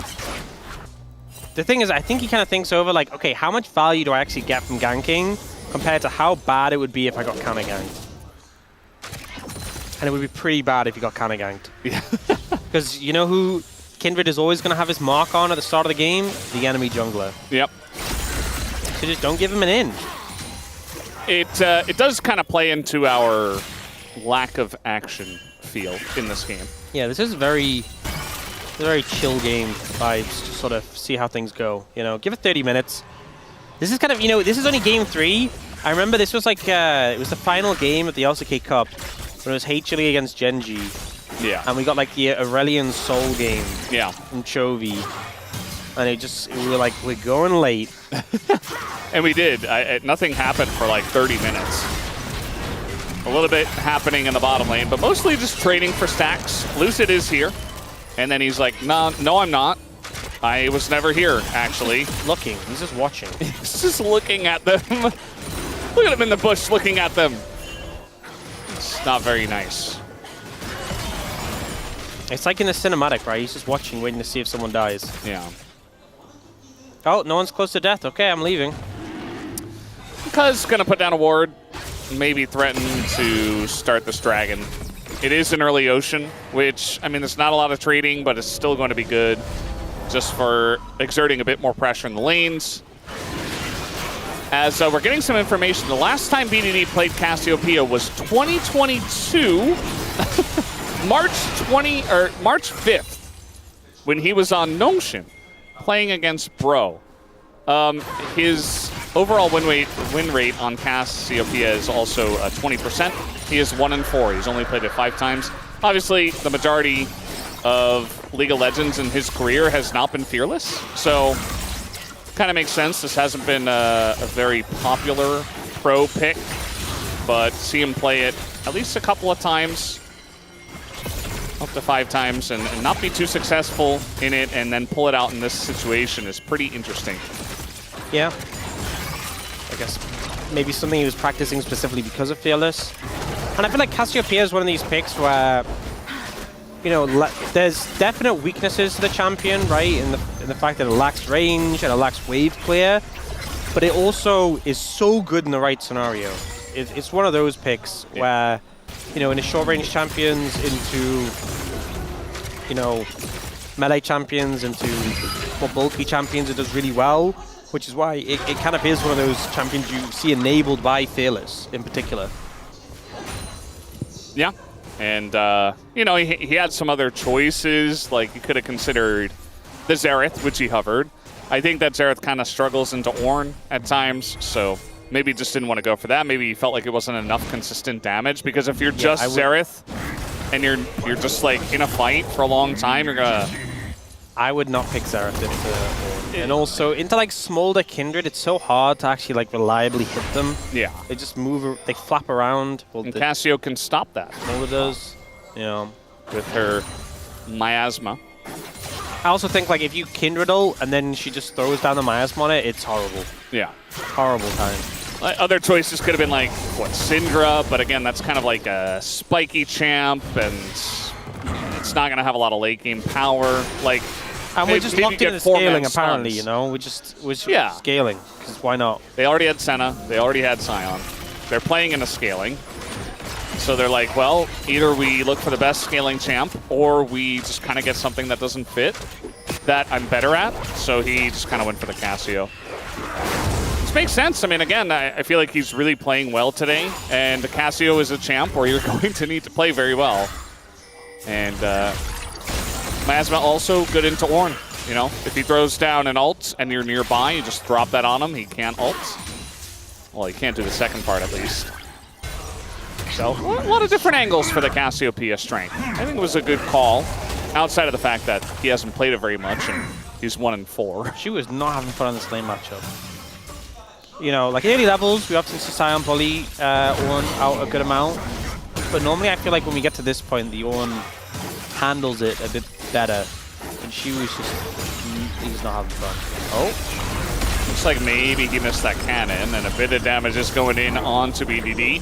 Hook is just joking. He didn't actually want to BDD engage. didn't actually do the walk strategy there. That was the slither strategy, you know? Oh, yeah. A little bit different. Yeah. Slithered away. Yeah, maybe you might think, well, maybe if BDD had bought boots, he would have been able to dodge away faster. But actually, little tidbit, Cassiopeia cannot buy boots. Wow. Did you know that? I did, yeah. Okay, so... I did know that. Cassiopeia can't buy boots because she's a snake. Why can Nami buy boots? You know, I don't have the answer for you. Make it make sense. Where's the consistency, you know? Some things just don't make sense in League of Legends. Like, it's at just least the way they are. At least Cassiopeia is actually touching the ground. Nami just floats, you know? Boots make Corki go faster. He's in a plane. What about Xerath? He's in a plane. He floats too, yeah. Yeah, he's floating. Why does he need boots? He didn't have... Does he even have legs? He's like... I don't know. He's like a weird... You know? He's not even... I don't He's even like think an he has elemental legs. being? Yeah. Why does he need Why does he need boots? boots? Yeah. Just to look fresh. A really good question. It's just to look fresh. He's one of those sneaker people. Yeah. If you go into Xerath's house, he just has a wall of like sneakers. 40 different pairs of sneakers. Never wears them. They're all brand new. Yeah. It's an investment, Mom. You wouldn't understand. Oh, man.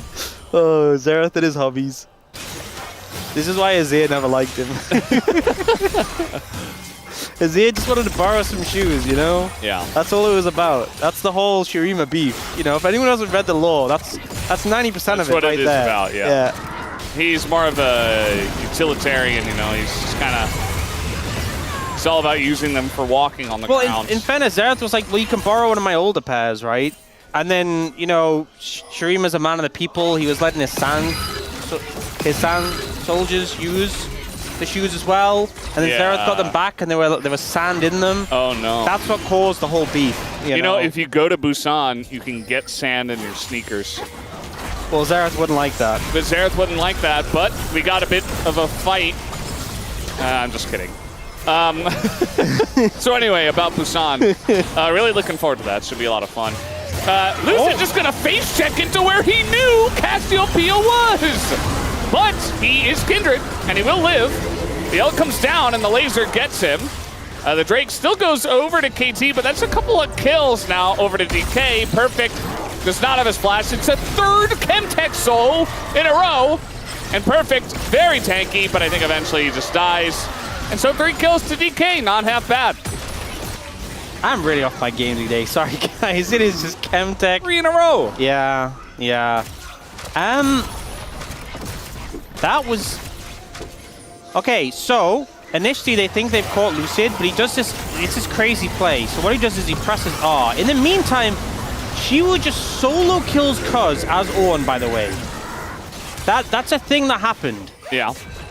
So yeah, PDD dies on the Cassiopeia, and in the meantime they just chase down Perfect. Crazy. So I was all like, yeah, D+ don't really have the early pressure. Apparently they do. And now, Showmaker, 2 kills in the bag. Shiwu got a solo kill in the Ornn. It's all looking good. Yeah. 800 gold lead, they're down 2 dragons, who really cares? It's a Chemtech Soul. I will say though, Chemtech Soul, that Scion Shield, it's going to be fat. Yeah, it's going to be pretty big. Also, some pretty nice health bars on, you know, even the Alistar if he ults when he's low health, or obviously Scion is the other one. So you got some value there. On the side of DK, they have the Ornn mostly.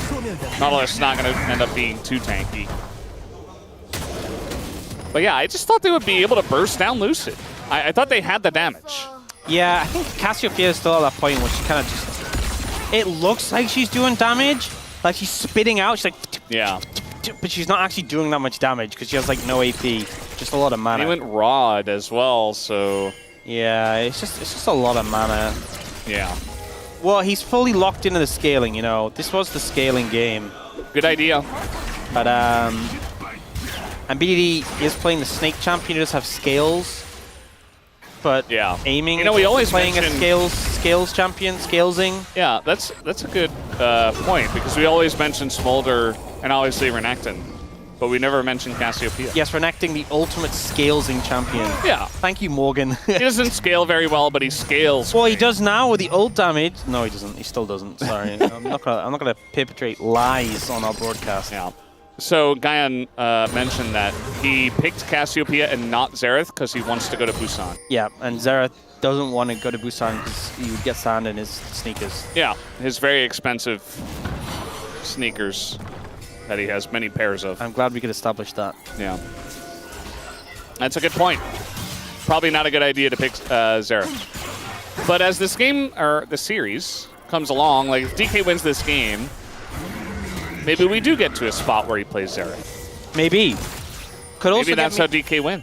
Could also get me to a point where my prediction's correct, which, you know, isn't that what it's all about? It's exactly what Mao would say and not me. Yeah. Definitely. Okay. Oh, aiming. Whoa. Aiming, skanking over the wall. He picked up, I think, 2 or maybe 3 stacks. Here comes Scion, and now Barrel's there. So, not really sure about that play, but... You know, aiming got 3 stacks. You know, look, Beryl is a player who I think many times has played too aggressive and died for it. I ain't blaming him for that one, right? Aiming flies over the wall and Beryl dies for it. You know, a little bit crazy, a little bit over aggressive.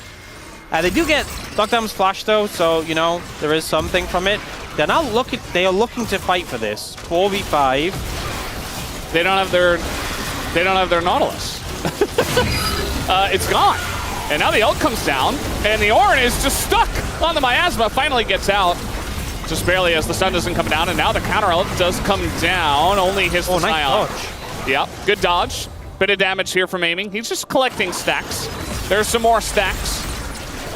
And yeah, nobody's actually fighting. Maybe able to go for perfect though, as he is trying to run, but he's not quite able to run fast enough. So the kill goes to aiming actually. Okay, I mean, if the goal was getting stacks, that was a huge team fight, you know, from D+. It was like, they got the trade back, massive, but also, aiming actually got so much stacks, because he got so much AoE down there. So 161. He's actually coming along pretty well in that department.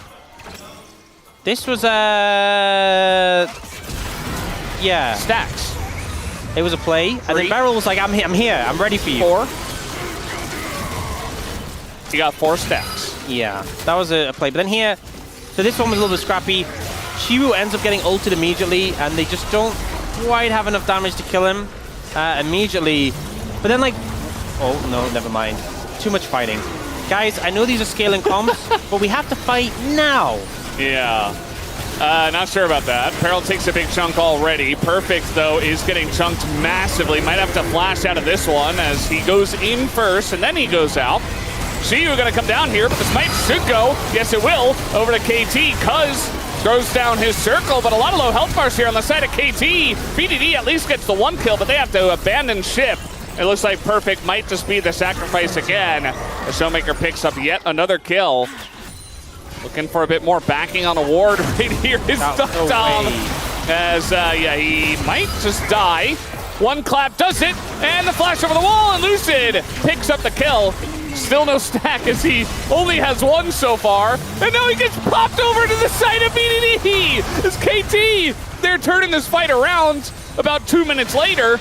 Continuing to go in onto Shiyu, who is desperately trying to get away. And might just be able to, Cuz continuing to go in. BDD still here, and now with the combo coming down, looks like Shiyu is just dead. And they even give that kill over to BDD. You know, I was ready to flame Duckdom for that recall, but it was all a bait, allegedly. Perhaps, excellent play. Maybe. Yes, totally, surely. Feature strength go over to D+. Oh no, they're looking for Showmaker. Uh-oh. He's got it. Nice flash. There it is. Flash comes in. And the Sentinel ult over the top keeps him alive. Looks like he was going to live anyway, but no damage really comes in. Now aiming, walking down very fast. And Barrel's going to hook him in here. Not sure about that one, Barrel. As now he is being taken for a walk, and the ult comes down and is aiming! Aiming looks straight into the eyes of the snake and gets punished for it, and Showmaker gets baited. He's got 3 kills and 0 deaths, and Duckdom collects huge amounts of cash money. The MVP of the play, Duckdom, who set it all up with his recall, comes back to get the kill. No, but in all seriousness, Hours later. BDD is so locked in to going to Busan, just slithering about on the sand, getting a huge ult on aiming, and this game, you know, game 2 feels like the outlier where things were one-sided. This game is chaos again, like game 1. This fight, you know, Perfect, he's like, guys, finish the dragon quickly, I'll hold them off. And he's like, guys, quickly. And they're just taking so long to kill this dragon. Eventually they get it. BDD doesn't get huge value with the ult, but they manage to kill Barrel, and initially it looks like it's just a barrel for Perfect trade, which seems like everything is a barrel for Perfect trade. And then this recall, which the tower was right there. There's no reason to be recalling there. But he just survives thanks to the barrier. Lucid flashes in, which he ends up regretting because Peter just knocks him straight in the BDD. And then it just... Moments later. You know, Beryl... aiming, no! He hooks a minion, aiming, turns right into the ult. Peter was you know, we didn't need to see any more. Honestly, I think we've seen enough of that fight. It was... I'm glad it's over. Well, now KT ahead. They have 3 dragons in pocket. They don't have the feats of strength, but I don't think they're too bothered. They're just setting up the Arakan. BDD nearly had the Rod of Ages, but aiming nearly has his full stacks, which is a big spike they definitely need. Yeah, I mean... 16. No reason to rush for the Arakan. I like what KT are trying to do maybe before he has his stacks, but... Rift Herald's still in the game. And it looks like we are going to have the Alistair piloting this one. Not going to do any missing maneuvers here. As now, Shiyu goes in and he just kind of dies. No follow-up. Gets burnt down. And Perfect is also getting burnt down, giving a bunch of stacks over to the Smolder. He has hit his threshold, aiming very scary now. But they just lost their own. So... definitely not helping this situation. And aiming Still very squishy. I mean, that's one of the things with Smolder now compared to old Smolder, is that you're so much squishier because you have to go the crit build really to represent real damage. And so, yes, he's doing a lot, but he just feels very squishy and vulnerable. They will move, the Atacana will be taken. And by the way, I do want to mention something. So we've been talking a lot about stacks and how the person I put the most emphasis on stack-wise, the person I said really needed to have stacks, was this Kindred. I don't know if you saw how many stacks he has, Brendan. I did. 2. 2. He's not a champion yet. Like, Kindred's range is so bad until he gets 4 stacks. Yeah. And So, we're like, 22 minutes in. Yeah, he is just not he is an ult bot. He is literally an ult bot at this point. He's heading on Cuz the whole game, and understandably so, but they have not been doing a good job of killing Cuz because, well, he's got him perfect now, which is honestly definitely the best target, but he needs 4 stacks to be used. I mean, ideally you'd want more, but he still doesn't have 4. And the thing is, it means it's all on aiming and Showmaker, and Showmaker's not that strong. Aiming is pretty strong at least, but it's like it's Smolder or bust at this point. He got the Scion flank, and he's going to start running the opposite way. Nice little knock up here on Ashiu, who once again is just being bullied. So much damage coming down onto him already. At least he's able to get his ult off. He's in the Kindred, but Peter's in the back line, knocking everybody up. And now the follow-up comes in from KT. Lucid is dead, and Perfect just chases them down. Alongside of Peter, just going to taxi them out of this one. And the Dragon is up, and that will be Chemtech Soul for KT. Yep, and a lot of value from that. The healing available to the center, the shielding for the Scion, but also just if you get someone low, that's going to be so much harder to kill. You're already struggling to cut through these health bars. Yeah. Cassiopeia, Xin Zhao, Alistair, Scion. It's basically only Senna doesn't get a huge amount of value from the Soul. Oh, and now they're hitting in mid! Their root's going to come down, and aiming just dies for free! KT! They're going up, up, up on this roller coaster, and I don't see any signs of coming down yet. No one was ready to call a 3-0. Did we just get a shot of fans leaving? Oh, my. Oh, man. Okay, the one thing, the one saving grace is that the hype can't get any higher for KT than right now. Yeah. Can't get any more excited than right now, you know. But I ain't feeling it. I ain't seeing the lines. I'm not gonna lie, Brendan. Yeah. It's looking rough. DK are outplaying the curse, I would say. Yeah. Honestly, aiming's trying, but there's not much you can do in that situation. I just think, you know, I said it. Yes, this is a sort of composition where you can spawn in at like 40 minutes, and Lucy can spawn in with like 20 stacks or something. Great, but you didn't, and there was no avenue to get those stacks, and Cuz didn't even opt in to plays that gave you the stacks, and KT also played like most of the earlier game and mid game better, honestly, and then you ended up here, and now, you know, Doctam outranges your entire comp, your Kindred is useless, Cassiopeia is giga-fed, and aiming can, like, once every rapid fire proc, he can do something, and he puts a little burn on your team. And then Doctam presses Q and out-heals that burn. That's it. Yeah. That is the situation. Hex Flash from Peter. They got 2 control wards, the same amount as the amount of stacks that Lucid has in this brush. Nice. And we're just settling our way forward here. A little bit of stealth maneuver from Doctam and Peter, but... Okay, well...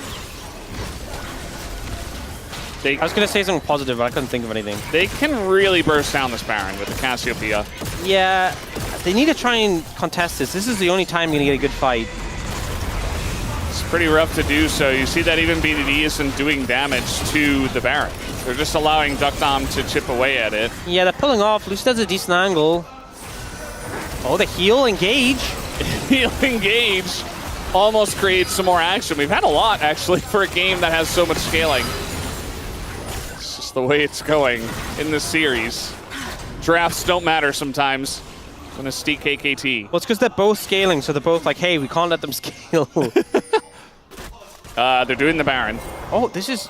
Guys. Just send it, send it, send it, send it. You gotta send it, you gotta send it. Nope, they're backing away. They're turning onto the TP. This is a kill him. Scion. Just kill him, kill him, kill him, kill him, kill him.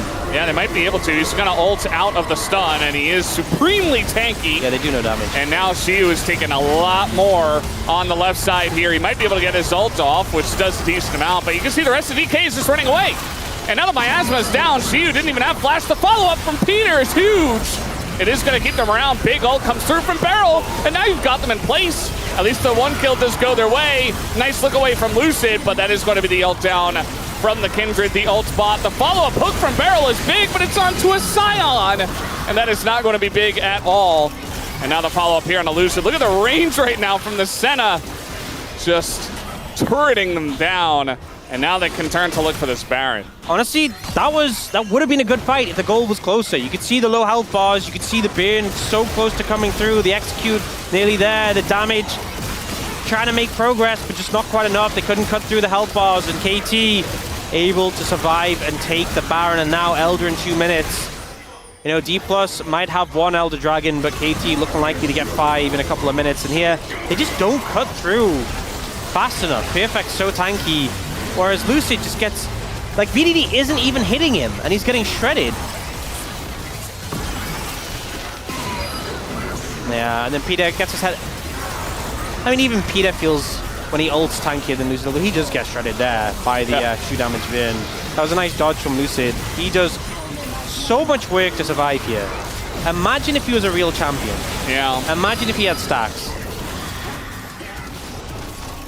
Oh well. They barely get away. There was a chance that Aiming and Lucid died there, but they just flutter away. And still 2 stacks for the Kindred. 1 minute to figure out. And it's a level 14 Ornn, so not even that many ornaments to pass out. In fact, there's 1. Yeah. Onto Victor. Black.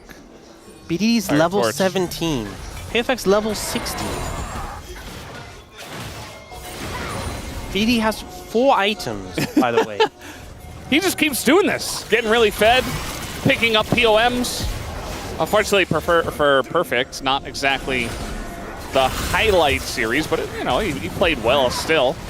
He's just not put in that position that he was in the best of 3. And now, once again, Shiu's kind of the bait in the front line. Sornald could be good. It's going to hit BDD at least. And now we have a bit of damage coming down. The Nautilus ult out of BDD as well is going to zone him away for quite a while. But now we got the flash in for Perfect. Trying to engage, and Beryl just going to be chopped away as he gets taken down. Big stun onto 3. And now Peter going to go down. That's going to make this Chaos Storm quite large. And KT is going to dodge all that and just run away. Elder Drake is now live. And the burn is beginning to hurt here from the side of Aiming. That's a huge one. And you do see some healing does come in from Duckdom, but DK now positioned here on this objective. Getting a decent amount of poke, but the problem is there's so much sustain from KT. Shiu needs to be so careful. Yeah, he's going to get slowed up there at the end there as well. Just barely gets away. Center sustain is getting so much work done. Oh, Lucid, do not. Uh-oh. Uh-oh. We got the Mega Cone, and he got ulted and taken down. A bit of damage does come out from Aiming and Showmaker. They've still got mana. But the sustain that you mentioned and blue buff here for KT, BDD is going to get out of the stun. Pretty important. And now we got the wraparound. We got the wraparound once again. He's not going to hit anything except the wall. And he should be going down here. So now KT in a weird spot. Beryl respawns, as does Peter, but still kind of a wonky one. Okay, they both have TP. Showmaker and Aiming are going to recall and TP back in. Lucid's going to spawn in 15. What? Okay, we just reset. All right, Aiming, round Lucid's 2. going to be back up. Wait, Lucid's going to be back up and Perfect's not going to beat. So D+ actually going to be able to get position on Elder? Should be able to. Yeah, well... Beryl ran out of it looked control so wards. For D+, kind of, maybe, but not really. Yeah, I mean... By the way, Aiming is 400 stacks. Yeah.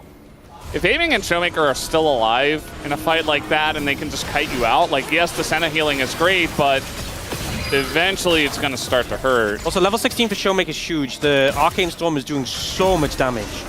Lucid is still 2 stacks, though. He is just a smite in a dream. Wow. Well, he can live with his ult to maybe get in. No. He's not living. His ult is to stop Cuz's smite so he can smite himself. That is... Lucid's job is to cure Elder. Yeah, they almost broke through perfect shield. They didn't quite though. And we go again. We'll engage. Randuin's slow? Yeah, Randuin's gonna keep him around. All of these fights feel like endurance races right now for both these teams. Bit of damage goes on to Xiu. And, okay, so now the blue buff is gone. You can see that... Is it just small to death? If no one takes Elder, aiming is just going to be the Elder. All right, we're trying to ult Duck Dom. They're not going to be able to do so. And aiming is still the Elder. He's doing a huge amount of damage. Cuz is doing the Raptors. He's a jungler at heart. Gotta get my farm in where I can, you know. It's all about this Elder still. Guys, my CSG stat. Gotta keep it up. Nothing has changed. We're still fighting the same fight from 3 minutes ago. Baron is gonna spawn in a minute now. The Elder spawned while KT had the Baron. And now engaging onto the Ornn. That's a good one from Peter. Finds the front line. And Luce are going to be forced to ult early. Aiming, trying to run out of the ult. He's going to be pulled out of the stun, but still aiming goes down. And now it seems like the dominoes will fall again as 4 members go down for DK. KT looking to push in towards Showmaker. Not even going to look at that Elder Dragon. And aiming did 8k damage, and it still didn't matter. Still not enough AK damage. Half a Perfect's health bar apparently. KT able to hold on strong. Gonna finish this one with a 3-0 and start their run through the gauntlet towards Busan. Yeah, I mean, KT looking like a very scary team after this one. Not sure how much of it was their great play and DK's not so great play, but it's still a 3-0, a clean one. Nothing to see here going at KT Rolster. Their first spot in the gauntlet is secured, and they will face off against Nongshim Red Force tomorrow. That's a bit heartbreaking for D+, especially games 1 and 3. There was definitely moments where you saw it maybe close to coming together. Game 2 was a bit of a washout, but I think showing the struggles that D+ have had, not able to make it into the Legend Group and not able to make it further into the road to MSI. But KT, I think, definitely deserving to go further in this one. And honestly, I think maybe favoring that matchup against Nongshim. BDD had a fantastic series today. I think Peter also has been playing great, and Dokdam, I think, really being reliable in the AD carry role. Whoa! 1 down. 3 more to go if they want to make it to MSI. A long road ahead of them, but starting with a 3-0, got to do a lot for the confidence. Yeah. All right. Any celebrations? Dirt off my shoulder, says BDD. As, yeah, we always get a shot of the DK guys sniped through the heart by Duck Dom. And Peter, he's going to save... No, he's not. I thought he was going to save the big celebrations for later in the gauntlet. But he'll give us a little one there. Always exuding aura, as you do if you are Peter. And yeah, KT just looked like the much stronger team tonight, DK. Unfortunately, you said it a couple times, you know, they kind of just belong in the Rise group at this point. They don't match KT in 2 series. I think it's proven now.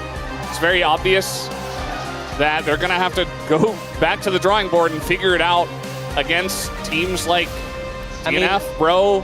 I think the thing is, KT was equal in the standings with D+ after an atrocious start to the season. Like, despite that atrocious start, they made it back to equal D+ in the standings, and D+ had a fantastic start to the seasons. With that in mind, KT were just in better form. They finished the round 1 and round 2. They finished round 2 in great form, and this was kind of on display today.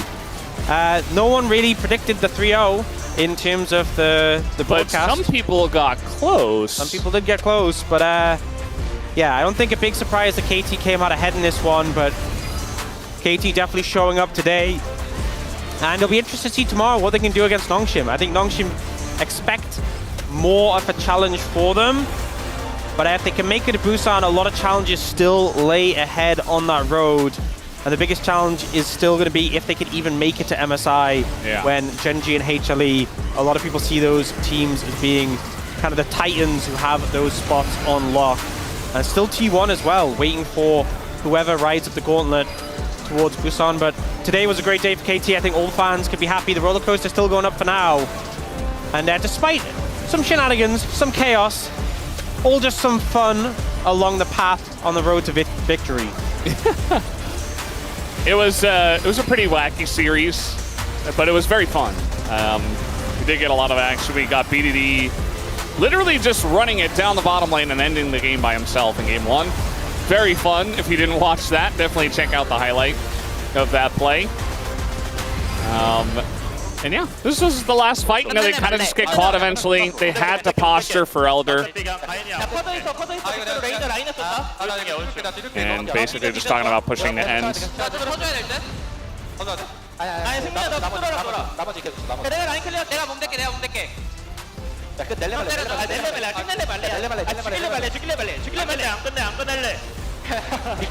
like, I'm not gonna end it. I'm not gonna end.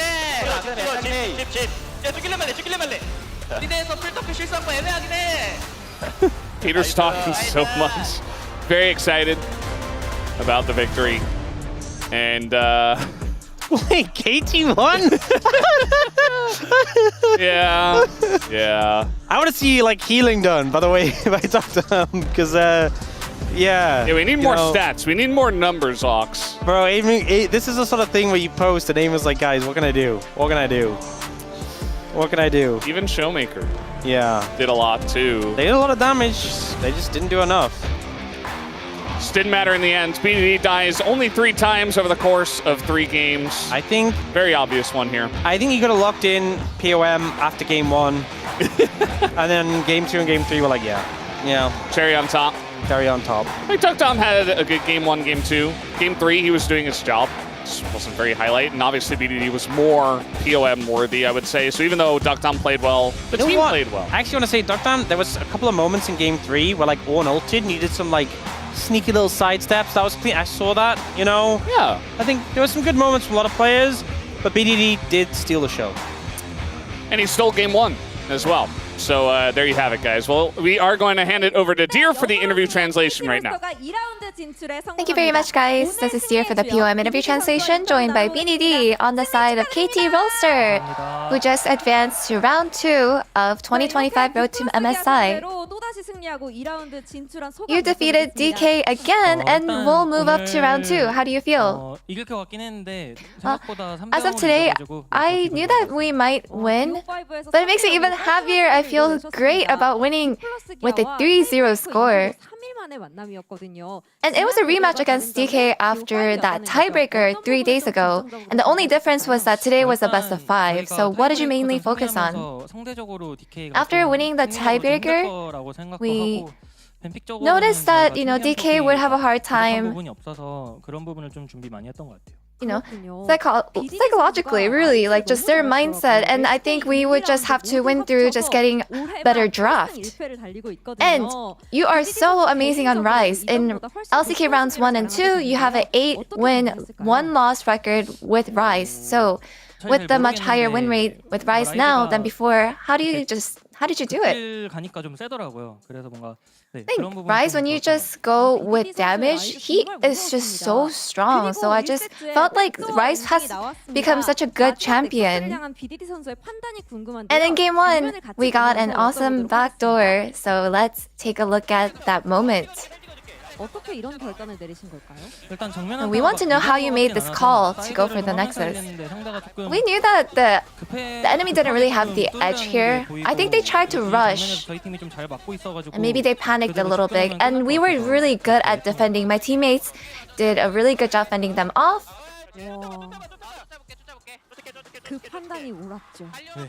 And they're all just chasing. And that was the right decision. Were you just sure that this was the right decision? No, at top, because it looked really good for us, the picture was just laid out, so I knew that this would be a really good opportunity. It's the end. It's over. Nice. Now, even after watching it again, what an amazing highlight. Let's give it up for BDD. And in game 2, against Azir, you picked Ari. There were some crucial moments during team fights, and you landed your charms to win those team fights. How do you normally keep yourself composed in these moments? No, there's no secret to it. I think it's just that today we just had a really good game, and I felt like my skill shots were hitting really nicely. And in game 3, your choice was Casio. And she was last played by Quad in last year's Worlds, so what made you pick her? Because the enemy, we knew that they would pick Victor, and I ended up going for, a champion that may not be the best out of all the options, but we were just looking for winning team fights in the end. And the enemy picked Victor and Smolder to create a high-value comp. But KT had the upper hand in team fights for the most part. So what was the main plan? I think in the middle of the game we had some mistakes, and the enemy definitely had high value, so it didn't make the game very easy. But I think we were just really thinking and talking about landing our combos, and that we could actually end up winning team fights through that. So what do you think the next round's key point will be? Nongshim, they don't have a very unique, outstanding color or anything like that, so I don't think it's going to be too different. And tomorrow, you will meet Nongshim for round 2. And they were actually cheering for you guys last week. And you have to win in order to head over to Busan. So would you like to say anything to Nongshim? No, because of Nongshim, we walked down a pretty rough path. And I will end them. And that's the end of the interview with BDD. Congratulations again, and back to the space. Thank you.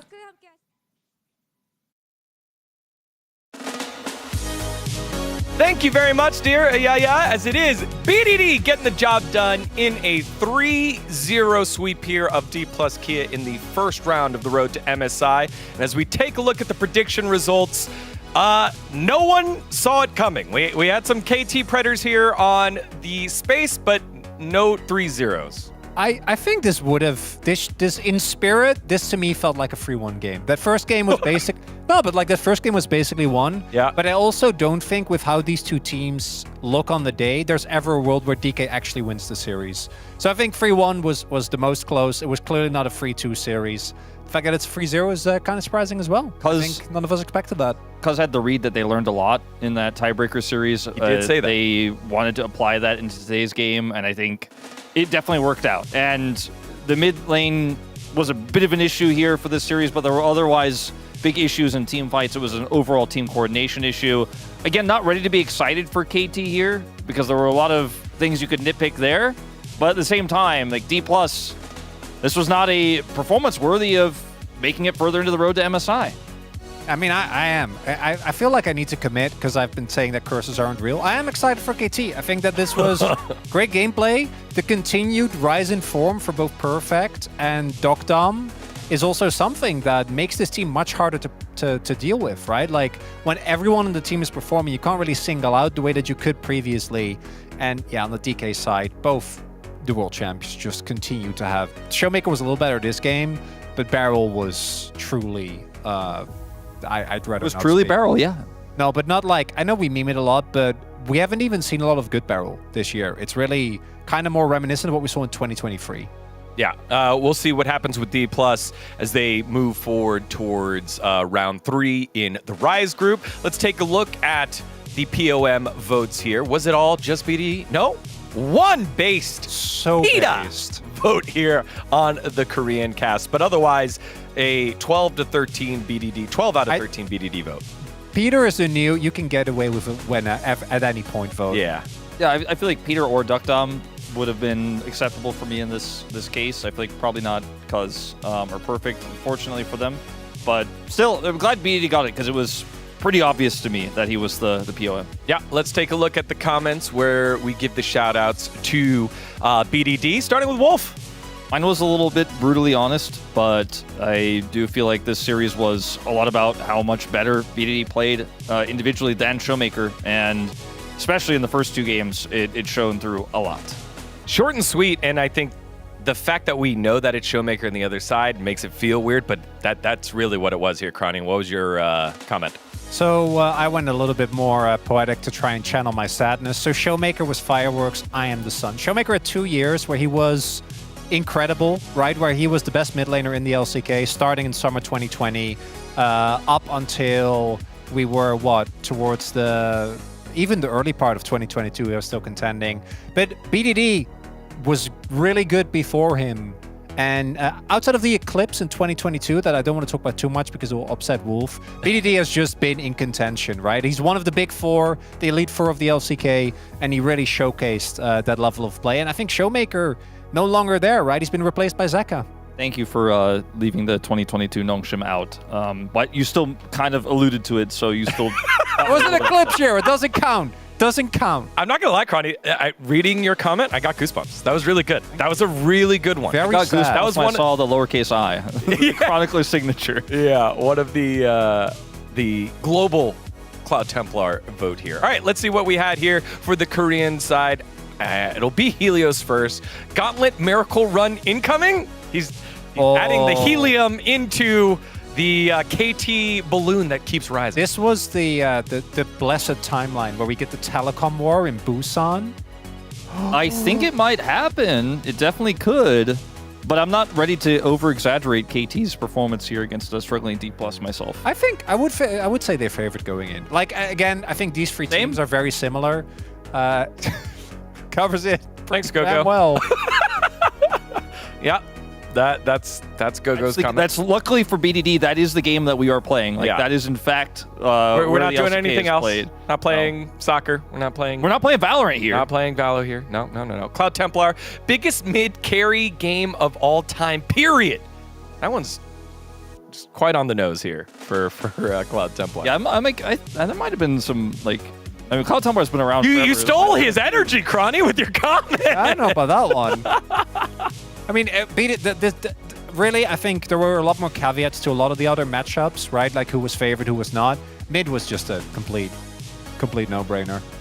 All right, let's see what we have here. And it is Prince, the based Peter vote, who would really appreciate a support's performance. Only a few break past their limits, and Peter is one of them. I really like that because I feel like Peter was kind of stuck for a while, wasn't improving very rapidly, and now suddenly this year he's taken this huge leap, and he's a completely different player than the player that we liked, and we were very happy about his charisma and stuff, but we didn't think he was an elite player. I feel like he's now an elite support player here in the LCK. He isn't bald yet, though, which I think is unfortunate. Any One Punch Man readers? You are looking at me No, like... No, I got it. You got it? Yeah. Okay, if you don't read One Punch Man, it's very funny. Yeah. Again, we'll get to see if Peter and the rest of KT will be able to push past their limits after their victory today against D+ Kia. It was a 3-0 victory, KT. Nothing to see here. Surprising everyone here on the broadcast. Everyone except the KT fans. Maybe even some of the KT fans. I think it was surprising if you had told me before the day that it was going to be a 3-0, but if you told me halfway through game one that it was a 3-0, I kind of feel like the surprise wouldn't have been there as much. It started to feel more inevitable than anything else when you saw the form of D+ today. Yeah, I was talking to Emily Rand, big known KT fan, and she didn't believe until the very end of game 3. She was like, no, they'll find a way, and I'm like, really, the conversations between KT and DK fans, I think, are very similar. Yeah. Regardless of the... and I know that DK lost it, but regardless of the state your team is in, they can always lose. Honestly, we all were having that kind of conversation. We're like, okay, here it comes, and they closed it on out. Let's see, now with that victory, KT will be moving on in the road to MSI against Nongshim tomorrow. So it's a quick turnaround here for Nongshim. And for those of you at home that need the schedule, it starts at the same time as it started today, 3 p.m. Korean Standard Time.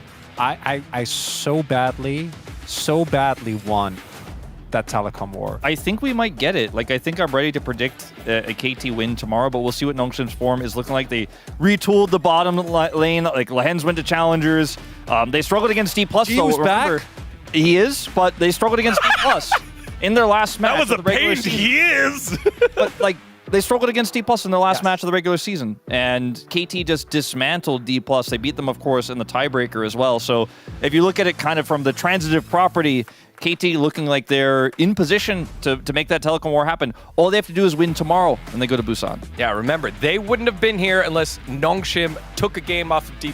They're able to do so, and now they will do battle against each other tomorrow. Y'all, it has been a great way to kick off the road to MSI. We're not done yet. We'll be back tomorrow, same time, same place. See you later until tomorrow's matchup on Sunday.